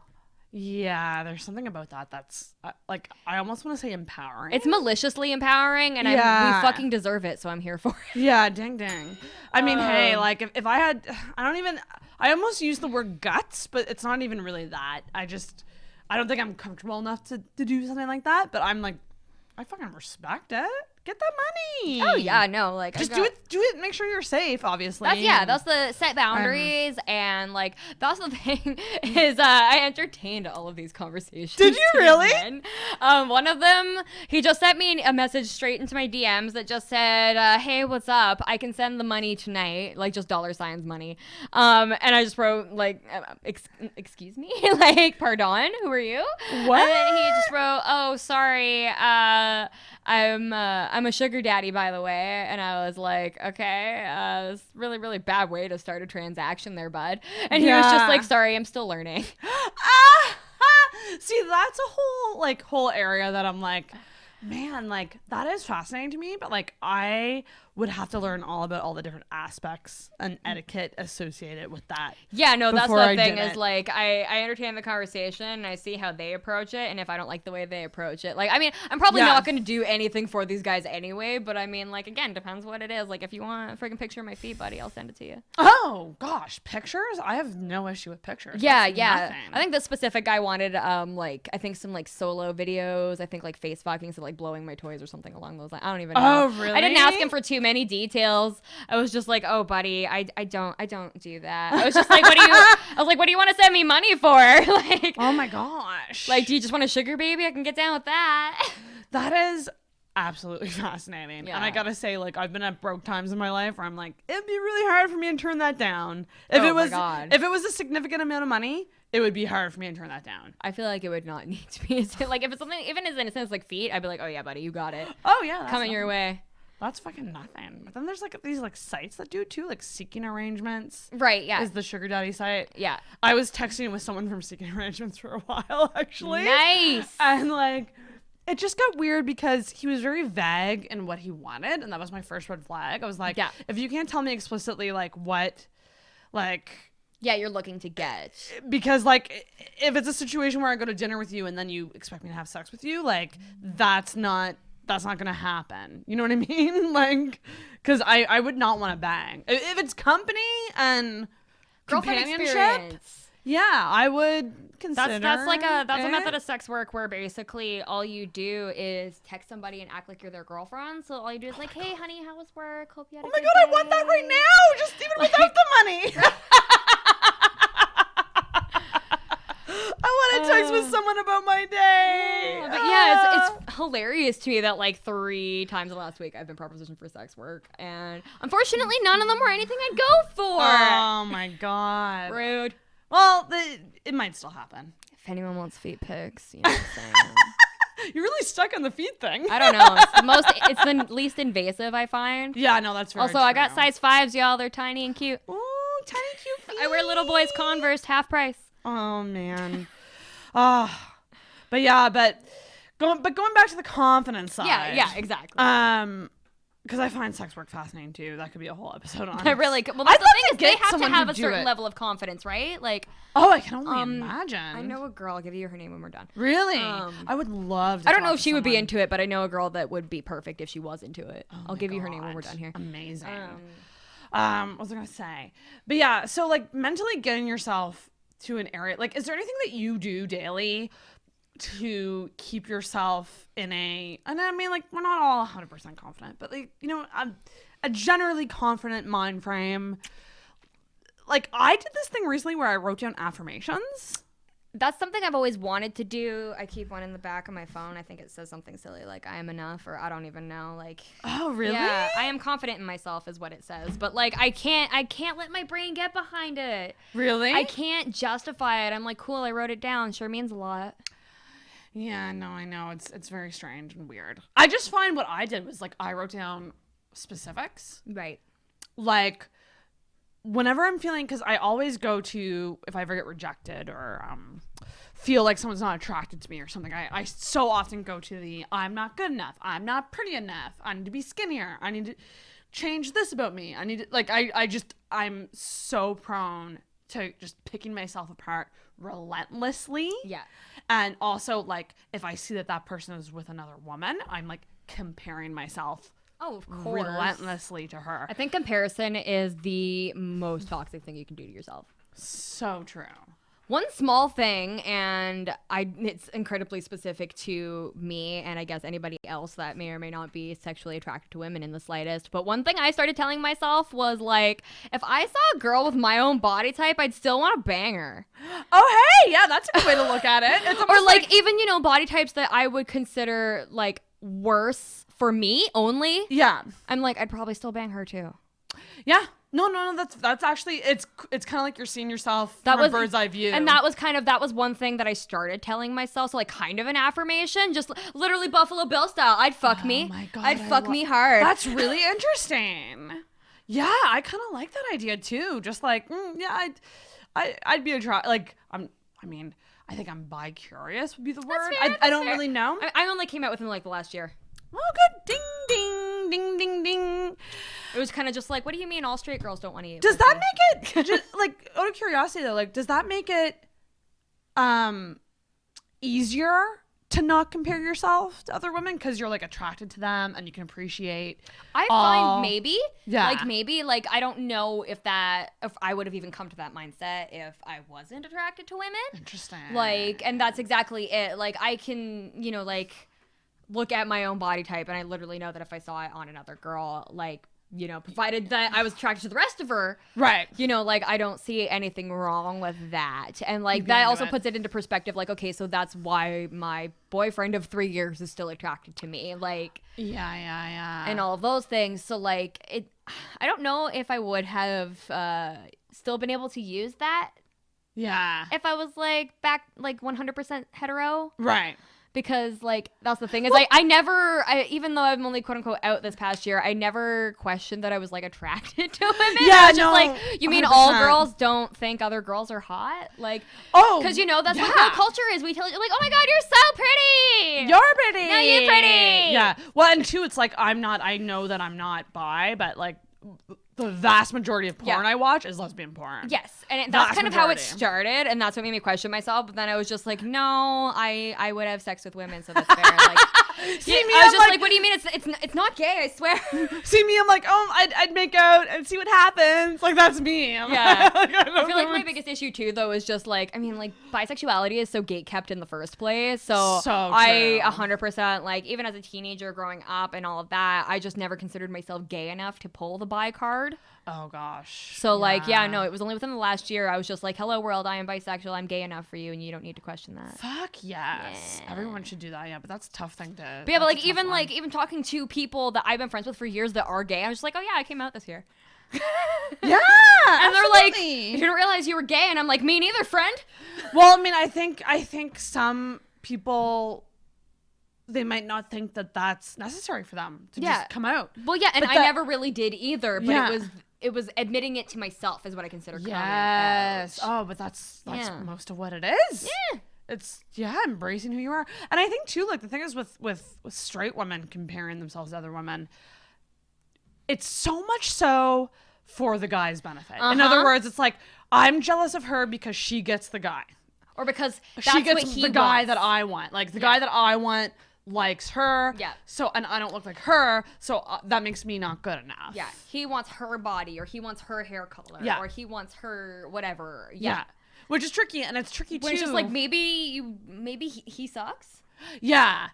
Maybe, like, yeah, exactly. And attraction is also tricky because that's the weird thing is no matter who you are or what you look like, someone out there is into that shit. Someone out there is into that shit, and unfortunately, you need to find the person that is into you that you're also into. That's the tricky part. Which is the tricky part, because for me, like, a lot of the vast majority of the guys that are actually attracted to me, I am not attracted to. Yeah. So, like, when people come at me with the you could fuck anyone or you could be with anyone, I'm like, no, because the guys that are attracted to me, I'm not attracted to. Well, yeah. And you know, like, be expected to compromise for the sake of getting laid. Yeah. No, exactly. But I think that people, they almost expect you to. Yeah. When you've been single for 7 years, and like they've been putting up with your singledom for 7 years, right. I think there's an aspect to talking to someone who's been single that long where you're just like, just fucking go fuck someone. Like there's this weird thing. Yeah. And it's kind of stupid, and I don't think people should be doing it. No, well, I mean, to have opinions about someone else's sex life in the first place like, is like really inappropriate. But like, I've seen women, well, yeah, and that's true too, but I've seen women from afar, and I don't actually do it, but I've thought it. I've seen women from afar where I'm like, you could seriously do so much better. And I understand that attraction is so, like, there's so many nuances to attraction. Yeah, very subjective. In other words, like, you could look at a girl and go, she deserves better than that guy she's fucking, but maybe she's wildly attracted to him. Yeah. Like, attraction is so fucking It reminds crazy. me of the episode of Sex and the City. Ooh, which one? When Charlotte fucks Harry for the first time, and she's like, I am not attracted to this like bald, sweaty man at all, but it was the best sex of my entire life. But she just didn't know she was attracted to him. Maybe. Yeah, like, exactly. Because like, in her head, she's like, this is not the type I normally go for. She's like, yeah. And then she was just like, no, this is exactly what I want. Like, yeah. No, it's just, it's tricky. It's tough. But I think, like, yeah, I think people just gotta embrace, like I personally found writing down the affirmations to be helpful, because if I ever got like nitpicky at myself, I'll just like open up the notes section and read them. Be like, okay, remember, look at all these awesome things about yourself. Like, yes, I feel like you're more disciplined with focus it. on these. Yeah, I it's becoming a habit now. Yeah, see, I can't discipline myself with it. Like, I don't buy it. Oh, interesting. Like, I'm like, I basically say to myself, like, I ain't buying what you're selling, honey. Well, is there anything about you that you're like, I am this, like, I am that? Like, cause you gotta like. Yeah, like those. I'm funny as shit. So write down I'm funny as shit. Yeah. Like I've tried this. And that's the thing is I just can't put enough merit into myself. Right. So like yeah. I don't know. I've been tricky. sitting on and off with it. Like I have tried affirmations before. I haven't necessarily gotten any payoff from it. It's like meditation for me. But that's exactly people keep talking it. about meditation, and I'm like, I'm just bored for the 20 minutes that I try to do it. Like, what am I gonna do? But I do think that confidence, a huge part of confidence is actually self-care and giving yourself that self-care. Yeah. Because I think so often we can overrun ourselves and we forget, like, we're not sleeping, we're not eating right, we're not taking the time to, like, spend time with ourselves. Yeah. And I think that that's a huge factor in, like, when I'm feeling not confident, because I forget to do those things. I think what's also like it can perpetuate a really toxic circle because I find that when my burnout factor is increasing, say I've been like working a whole lot or just have various life stressors getting at me, the minute I have a day off or some free time, I don't want to do anything. Yeah, no, I know. Nothing. Like, and that includes like I don't want to shower. I don't want to take care of myself. If I have a couple of days off in a row, I'm probably going to forget to brush my teeth. I'm probably not going to clean up after myself as much. Like if I have a day off, I'm so overrun and so burnt out that I don't want to do the things that I maybe need to take care of myself to like put that level of self-care into it because I just want to fucking rest. Yeah. You go into crash mode. Yeah, and like sometimes I'll go into it and I'll be like, no, tomorrow I've got the day off. I'm gonna do face masks. I'm gonna dye my hair, maybe shave my legs if I'm feeling ambitious. And that's then I'm gonna run the dishwasher. I'm gonna like do the cleaning, and I'm gonna have a clean apartment, a clear mind. Everything's gonna be great. A huge thing. Yeah. And then I pour the coffee, and I'm sitting down, and then I'm on my phone looking at Reddit for 2 hours, and then I'm like, well, it's time to go masturbate, and then I can do that, and then I take a nap. But again, like I think we're putting too much pressure on ourselves because like even if you did one of the things that you wanted to do, I think you should be proud that you did that. Yeah. Like I think far too often we overwhelm ourselves with these to-do lists and like they're so Girl long. boss culture. Yeah. Girl boss culture is so real. Oh my God, yes. That's it's like, no, you got to really be good hustling point. 24/7. If you're not collaborating with somebody or making meetings with people or like engaging with your followers or like, and I'm like not an influencer or anything like that, but like you run a podcast, like you have to do all of that social media management. I feel it hardcore feel it. And you feel so guilty if you slack or you forget to post that clip or you forget like when you get used to doing something on a weekly basis, like I've been doing this for like 116 episodes. So like it's insane. Like, and it's something I'm so proud of.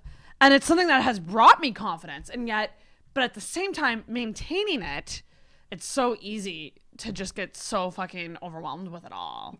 And then you blame yourself. And it's like, no, like, remember, and I like this is what I'll say to anyone in that situation, depending on what it is. If it's for your job and you're getting paid for it, that's a little different. But if it is like a side hustle situation or like a passion project, like just do your best, but take care of you, because if you're creating content, you got to be in the right like mind frame to actually make that content. Otherwise, it's really going to show that you're fucking exhausted and need a break. Yeah. So like do it to a point that like it's, you know, you're maintaining a routine, but like don't overwhelm. Don't make goals that are too lofty that you can't achieve. Well, and don't like, feel bad on bailing on things either. Exactly. Like, yeah. Even if it's something as simple as like just a plan to go for coffee or something, if you're not mentally having it that day, like take that moment to be like, you know what? No, I deserve this moment. And like, you don't need to feel guilty for that. No. Yeah, turn down meetings. If you anti-girl boss culture, well, whatever that would be. Girl sloth culture. Oh my God, I was listening to a podcast today, and they were talking about the 7 deadly sins and how, like, everyone is one of them. Yeah. Or like everyone identify, and I think mine might be sloth. That's fair. Because I love doing nothing. Yeah. It's so fun. Yeah. Well, and that's exactly it, is like workaholic culture in general has like, you know, I will bust my ass for every single minute that I'm at my job, to the point where the minute I get home, I just want to turn off. I don't want to do anything. Like, and sometimes I feel like that's not even necessarily fair to my friendships and my relationships. And I allow myself to get guilty over that. Yeah. And sometimes I should. Yeah. Sometimes I am just a bump on a log. Sometimes I definitely don't need to be sitting at home. Like, especially whereas, you know, I do live with my boyfriend, so he's like cleaning a lot more often than I am. When he probably works a lot more than I do. Yeah, yeah. But, you know, like, he is able to go on autopilot for his job, whereas I'm constantly on. So, like, I consider my job to be more mentally taxing, whereas his is much, much more physically taxing. Oh, yeah. So when he comes home, he still has time to kind of devote to things, and he has interests and hobbies and does all these things, whereas, like, I literally just go home and play The Sims every day. No, but that's what you gotta do to recharge. Yeah, and, like, it's a mixture of not letting myself feel guilty for taking the time that I do require, but also like needing to remind myself that I don't need to take every day off. I have to do nothing. Exactly. And don't distract yourself with a side hustle is one thing that I will say. Because if you're going through something mentally, it can be so easy to throw yourself into a project. Yeah. And just like burn yourself out on the project when really like all these other aspects of your life are falling apart. Yeah. Like that's a huge Find another outlet to at least make yourself get that level of fulfillment. Yes, 100%. Because the burnout factor is burnout way is too real. So fucking real. Oh my god! Like there was time recently where I actually slept for 8 hours, and I was like, oh my god, I need to do this more. That's the one luxury in the whole world I'll give myself. Your girl goes to bed at like 10 p.m. every day. Really? Oh my god, I'm like 90. Do you wake up early? Yeah. Like super, super early? So you're a morning person? I am. I never thought I would say those words. But yeah, I like to wake up with the sun. That's the funny thing too, is like on a day that I work, like, and the thing is the store opens at like 10 o'clock, so I don't even like start my work. Like my shifts start at 10, which is pretty, like most people's days start, you know, at 7, 8, 9. Right. So 10 o'clock isn't really that early, but like my alarm will have to go off at 8, and I will hate that. And I'll be like, I'm so sleepy. I wish I could sleep in. Say I've got the day off. 7:30, I'm awake, ready to make coffee, ready to start my day. Wow. What is up, world? Hello, holy sunshine. Shit. We are the opposite. Yeah, it's horrible. I woke up at 4 o'clock in the morning today and could not get back to sleep. I don't understand I laid you there people. Until like 10, and then I went back to sleep around like 11. Don't understand you people. And then I napped from 11 until 1. It was very good. I did want to ask you about working. We'll wrap it up here soon. Yeah. But I did want to ask you about working at a sex shop that sells lingerie.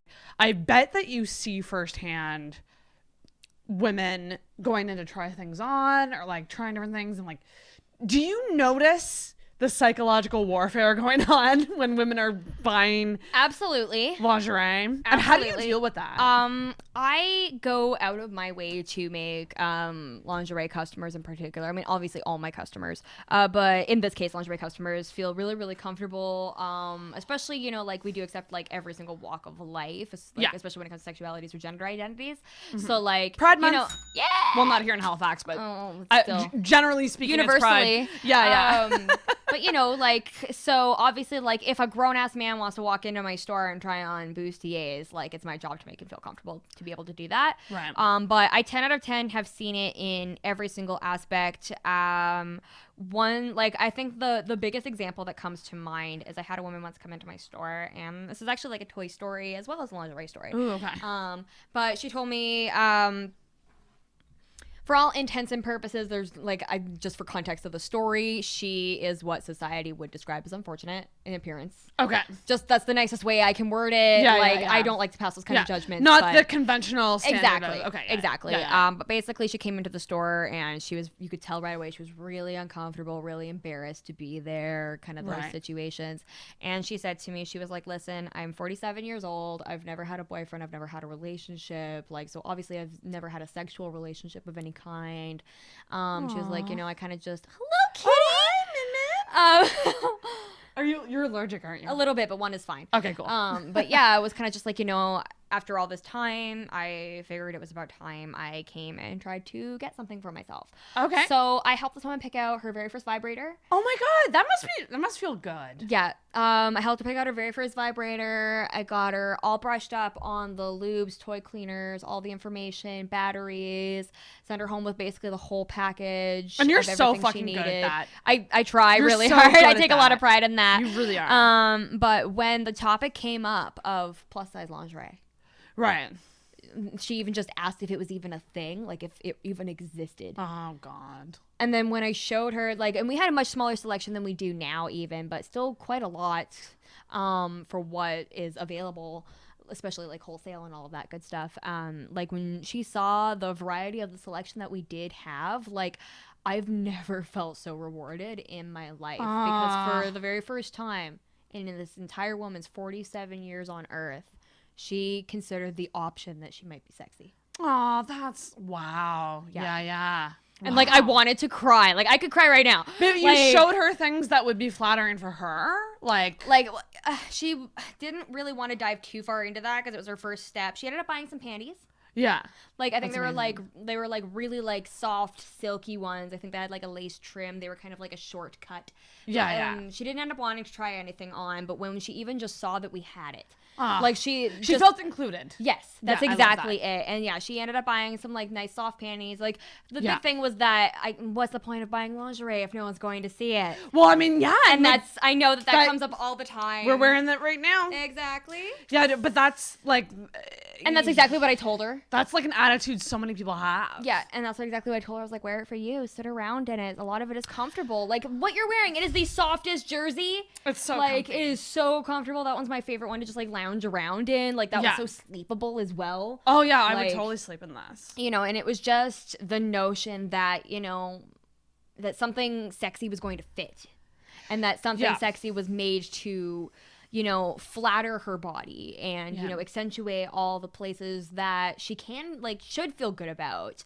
Right. And like just a really big inclusivity moment of realizing that she wasn't discounted from being or feeling sexy just because she wasn't what society's typical standard of what is perfect. Oh my God. Like, and I literally and she, after the transaction was over, she's standing at the cash and like, you could tell she was about to cry. Aww. And she was just like, I just wanted to thank you. You made this so easy for me. I was so uncomfortable when I walked through the door. I was beat red. I did not want to be here. I wanted to turn right around and walk out. But you made this so easy for me. That's so sweet. And like, yeah, that is my number one. Like, that must make it all worth it. Oh my gosh. Anytime anybody has anything to say about my job, I think about that moment because it was so Because you must put up with some other shit on the and other I do. end, It's like the not as often as you'd honestly think. Like my job does not put me at risk for like harassment or creeps near as often as you would think. So most of my customers kind of keep to themselves or, you know, are just here to do what they're here to do. But like those moments like are so special to me. Yeah.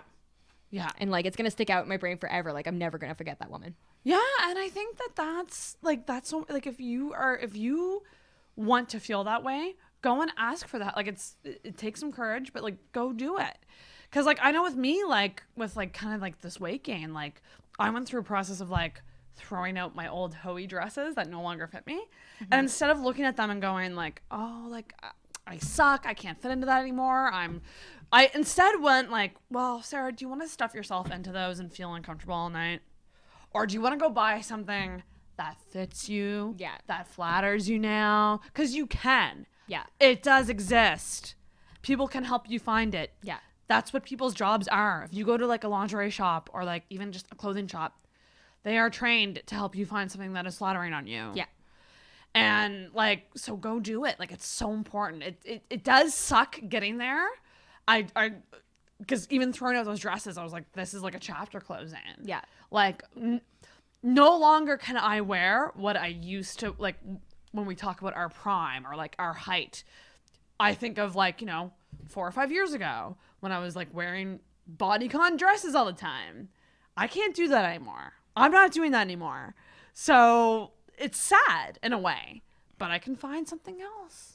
It just takes and it doesn't necessarily mean that you can't. It's just like currently, it's even at all. It's just like if you're not comfortable with it. That's just it. It's you know, you could still put it on and even you could still probably look amazing to anybody else. Yeah. But if you don't feel great when you look in the mirror, that it doesn't matter what anyone else thinks. Ding, ding. And that's exactly what it is. Because, like, if you look in the mirror and you don't like what you see, number one, it's okay to not like what you see. Because I think far too often, if you aren't overweight, you might be made to feel bad about not liking how you look. But it's a fucking human thing. Yeah. Like, it's such a human emotion. Everyone experiences it. Yeah. Well, and that's the thing is, like, my boyfriend can tell me 80 times a day that he thinks it's sexy and all the things, Yeah. you know, like, that he's supposed to say to butter me up and make me look and feel good. But, like, if I'm not, then, like, yeah. I'm glad you are enjoying the view, but I'm not.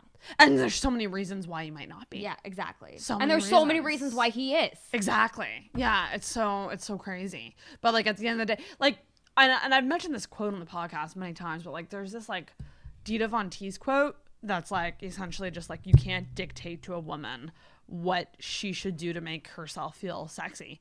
And I live by that, because when fucking guys get at me about, like, wearing makeup or the amount of glam I do, look anyways. The amount of glam I do, I'm just like, you know, like, you're not for me anyway, because whoever wants to be with me is just going to have to understand that, like, I'm going to do certain things because that's what I need to do to make myself feel like my best self. Yeah. And, like, some girls can roll out of bed, put mascara on and go, but it's just not me. Yeah. And, you know, maybe I'll get there. You know, I think I'm taking steps to get there.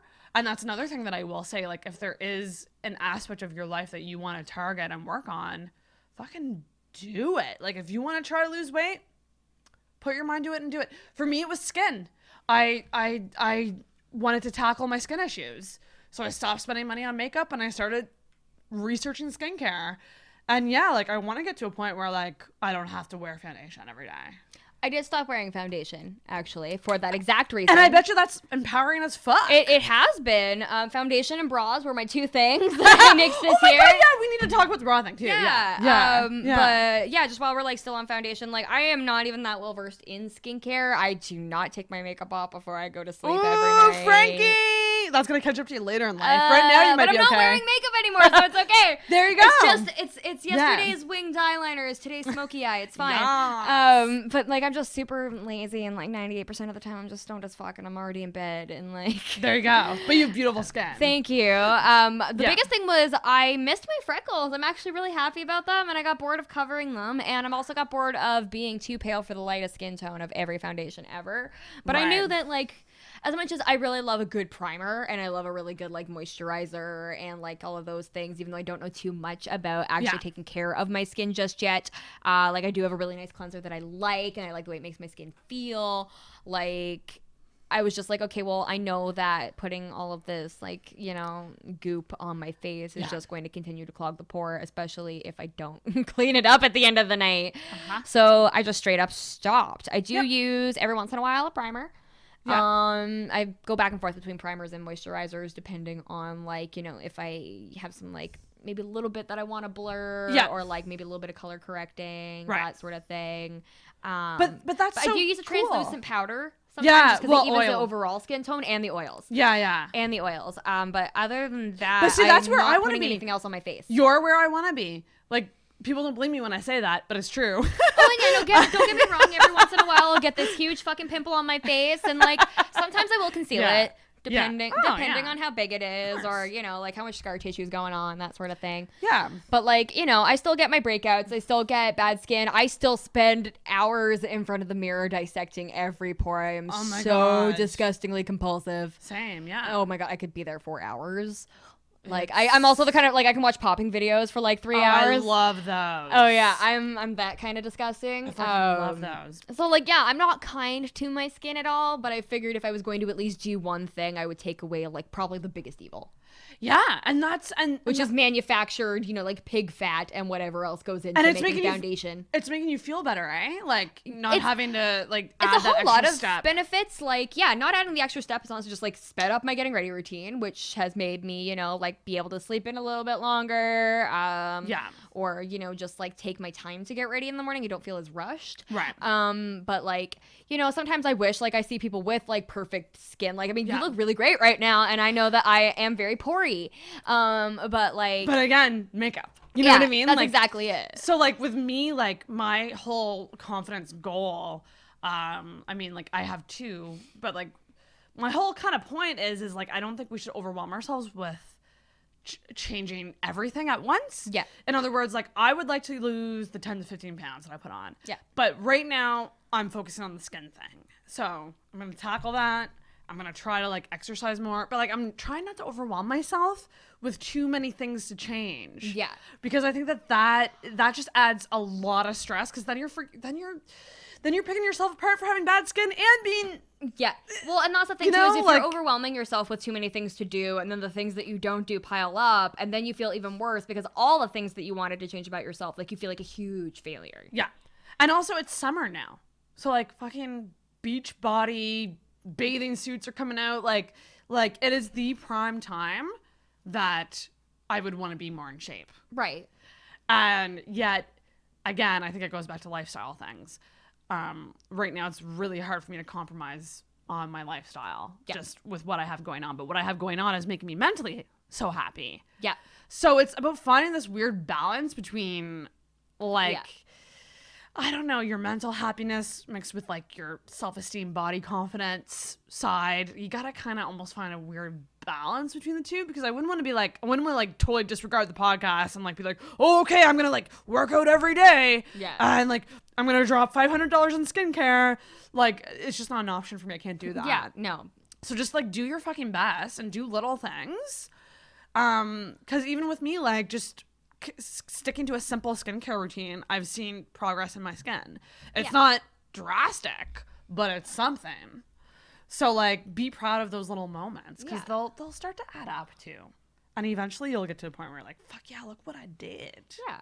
You know, like, but it is overwhelming. And I've been trying to attack the problem like from the mental point of view. So like the bra thing, for example. Oh yes, let's talk about the bra thing. So the bra thing, I touched for a second earlier on the fact that my boobs are my biggest insecurity on my whole body, because again they used to be much bigger than they are now, and then I lost some weight, so the skin itself isn't quite as elastic. So they don't sit as nicely as smaller tits do, or more like fuller tits would do, or would. Words are hard, people. It's past my bedtime too. Like it's friggin' she's past 8:30. She's dry.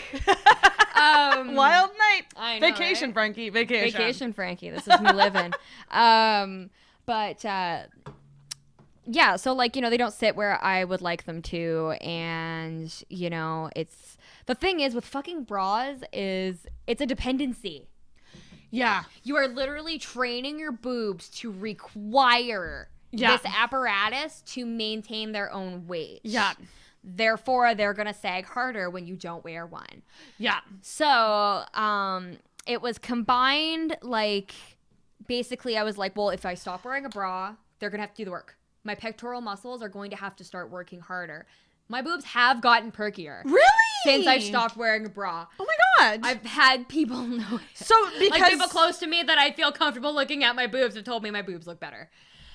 Straight up, because like the muscles themselves are working harder, so they're pulling the boob upward. This and is why you tune into the video podcast. The mic's in the way. There we go. But no, so like like whereas they might be like down here, once you train the muscles to get stronger, they're holding them like more like up here. That's why they say you should wear, like when you go to bed at night, tighter tank tops. Apparently, it keeps them perky. Interesting. Like I wear like very tight spaghetti strap tank wear tops to bed. to sleep. Oh really? No. I feel like I need something. Although I do very love sweaty. I do love a topless like sleep. No, so. I'm so sweaty. It's not even real. Yeah. But like you've grown to love them. But for that's what they are now. I mean, like I still have my reservations. They're like. I wear this like bralette type thing underneath a lot of shirts, even though it's not technically a bra. It still makes them sit a little bit nicer than if they were free falling. And sometimes I use that as a little bit of a security blanket.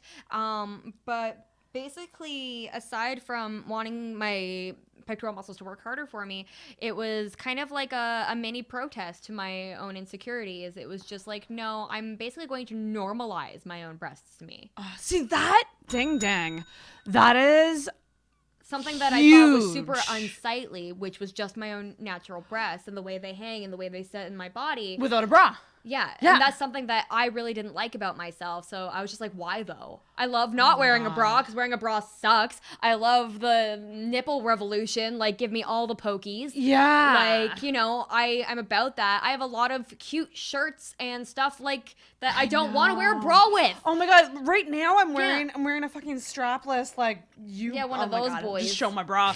I forgot that we were filming this. Yeah. But it's like strapless and it goes down and see, like, mine are bigger, so I feel like it's when I don't wear them it can hurt sometimes. That is fair. I do get But that. I will say about what you're doing, because you've inspired me. Like, I would love to get to the point where I can wear more tops, even like this, that are backless, without one. You know, maybe put some pasties on there or something. I don't know. Yeah, like a little bit of boob tape never hurt anybody. But like, for me, it's the shape and the way that they look, because I love my boobs. I'm the opposite of you. Like, they're my favorite things about myself. But like, there are, like, if I'm taking a sexy photo for a guy, I will this is what I do. I take like a cold can and I like perk them up. Like, cause like they get perkier when they're cold. So like, I will do that, and I'm like, why though? Like, they're great as they are. Yeah. But it's this weird thing of, like, again, media, porn, all this compiling into like what we think boobs should look like, when really, like, we should really truly learn to love them, like, I think at all also times. like big boobs kind of fell off the wayside for a little bit as far as like trends go. Yeah. And I feel like a lot of guys, like, not only just like the ass revolution, but like a lot of guys were equating like larger breasts with unfit bodies, which is super duper unfair. Yeah. And like, I feel like, I don't know what like point in time I could pinpoint when it really started, but I feel like sometime around like 2013, boobs kind of fell off the wayside. Yeah. Nobody really cared about tits anymore. All about that ass. Yeah. Yeah. And like even my boyfriend, for example, he was completely an ass man, did not give a single fuck about tits until he met me. Really? Now he's obsessed with them, and it's great. See, I love my boobs. My issue is like I'm this is a good way to wrap it up. Like, I'm really trying to love my body and get it to a point where I really love it. But my issue is proportions. Like, my boobs are slightly too big for my torso. And then, like, I don't really have hips. So if I were ever to buy a 2-piece, I would be buying a smaller size in the I have bottoms, never and a larger been size. the same size. You know, I've always had to. Actually, funnily enough, there's a piece of lingerie at my store. It's a cute little 2-piece. It's like a burgundy velvet. It's so cute. It's like a high-waisted panty. Oh, I love it. Yeah, it's super adorable. Both me and my manager wanted it. I tried on the small because I am typically a small. So I tried on the small, and the bottoms fit absolutely flawlessly, but the top was like just a little bit too small for my titties. Oh, and then you Kristen has a slightly bigger butt than me. Like, she's like, we're very, very similar sizes, but she has a slightly bigger butt. That is perfect. She tried on both sizes. She was like, yep, I could literally go either way. So we both bought them, and then we just exchanged bottoms. And one thing I will, like, you mentioned high-waisted. That's something for me that I've been starting to embrace, the idea of like the pinup sort of look, high-waisted things. Like, I never used to think that was sexy. The smallest part of you, though. It's the best. It is the best. And on like someone like you me, into an hourglass when you're not. Yes. And like, so I'm actually gonna be leaning more towards stuff like that going forward. Yeah. Because I actually feel like way better. Well, I also when I find wear it's more things like comfortable. that. Like, I can't even imagine like taking these shorts and like wearing them like down here. Like, right? Well, I mean, early 2000s, that was like low-rise such jeans? a trend. Oh my gosh. I mean, I'm shocked that you did not see my pubes back in the day. I would wear them so low. Like, you know, Britney Spears, I'm a slave for you. Yes. Like that kind of era. Yeah. I do want to read one comment before we end, because Caitlin managed to get her comment in. Fabulous. So we got to read it before we close up the episode. So I did post a status on Instagram talking about like, send me your thoughts on confidence and self-esteem and like all that. And our friend Caitlin wrote us, and Caitlin's the reason I know Frankie. So this is very fitting. So Caitlin said, the biggest confidence boosting tip I think I've learned is to love your body at every stage, even if you're working towards a goal of, say, being able to lift 50 pounds, but right now you can only lift 5. That's still 5 more than 0. Very true. And there's no reason you can't love the body you're already in instead of waiting for that magic body you've been working towards. Very true. I think we both agree on that, right? Well, that was one of the biggest themes I came to realize when I had my last like biggest breakdown. Was like I said, I put on this skirt that I knew was too small for me when I fucking bought it. And granted, when I bought it, I was probably smaller than I am now. Probably by like only like 5 pounds, give or take. But again, 5 foot nothing. It shows immediately. Yeah. It is what it is. Yeah. I threw that skirt in the garbage because I realized that it was the problem, not me. Like, I didn't... My hoe dresses, same thing. Yeah, that's exactly it. I was just like, I don't need to hold on to the notion that I might someday fit into this skirt and make myself sad over not getting there. Or not getting there quick enough. Yeah, instead, I could just find another fucking skirt that fits. Find another skirt that fits, work towards it. When you get there, go buy a new skirt. Yeah. That's just an excuse to do more shopping, and then yes. Oh my god, I can't say enough. Just the idea of have that fucking shitty moment, cry if you want to, but like just accept it that this is the body you're in right now. Yeah, it was just simply telling myself, I was like, my body is not what needs to change today.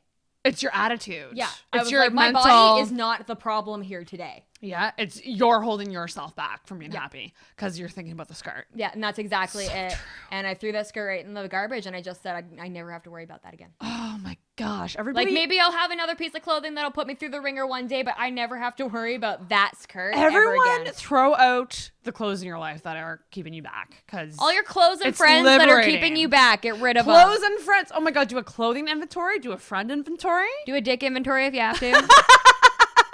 So true. Do it. Fuck off, Bianca. I want to be the title of the episode. Can we make that like a going hashtag? I love that. Fuck. Like everyone say fuck off to the negative self-talk for real, because it's holding you back. Frankie, this was great. I think this was very good. That's a good note to end it on. This was cleansing, I think. I really needed it. I'm in, like I said, my heaviest, worst time right now. See, smack dab in the middle. That's the thing. So I gained 20, lost it all. I'm back up 10. You're right in the middle, but like we're both working on it, and like this is the thing. Like we're both girls that enjoy our lives. We find happiness in other things. I really love cheeseburgers. If we can do that, you can. Yeah. And like, but also too, like, understand like everyone goes through this, so don't feel shame, don't feel guilt, and surround yourself with people that are willing to support you and not criticize and like gatekeep you out of mental health, because you can't gatekeep mental health. It's a whole other episode for a whole other time. Point is, like, stop telling people they can't have body dysmorphia because they're skinny. Yep. Stop telling people that you can't necessarily be healthy and bigger at the same time. It's about exactly what works for literally your body, your metabolism, and think of other people's situations before you give advice. Yes.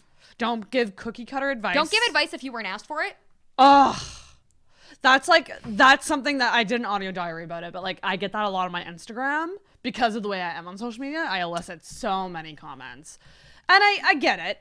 A part of me gets it, but I'm just like, I'm not out here to solve my problems. I'm out here to bitch about them. I'm okay with advice as long as it's well thought out advice that takes into account the nuances of my life. Yeah. Because if you're giving advice based on your life, and your life is... If you're just giving advice for the sake of giving advice. Yeah, and I feel like so many people do that. Just so you can feel like someone took your advice. Oh, it's such a problem. Stop being an advice queen or whatever. Whatever it is. I don't know. Oh my gosh, so true. This was awesome. Thank you so much for coming on. Thank you for having me. And maybe we'll have you back for an astrology episode. That would be fun. Let's fucking rip apart my birth chart. I want it to happen. But Frankie, do the honors. Ring that bell. Ding, ding, ding, ding, ding, ding, ding. Ooh, that gave me chills.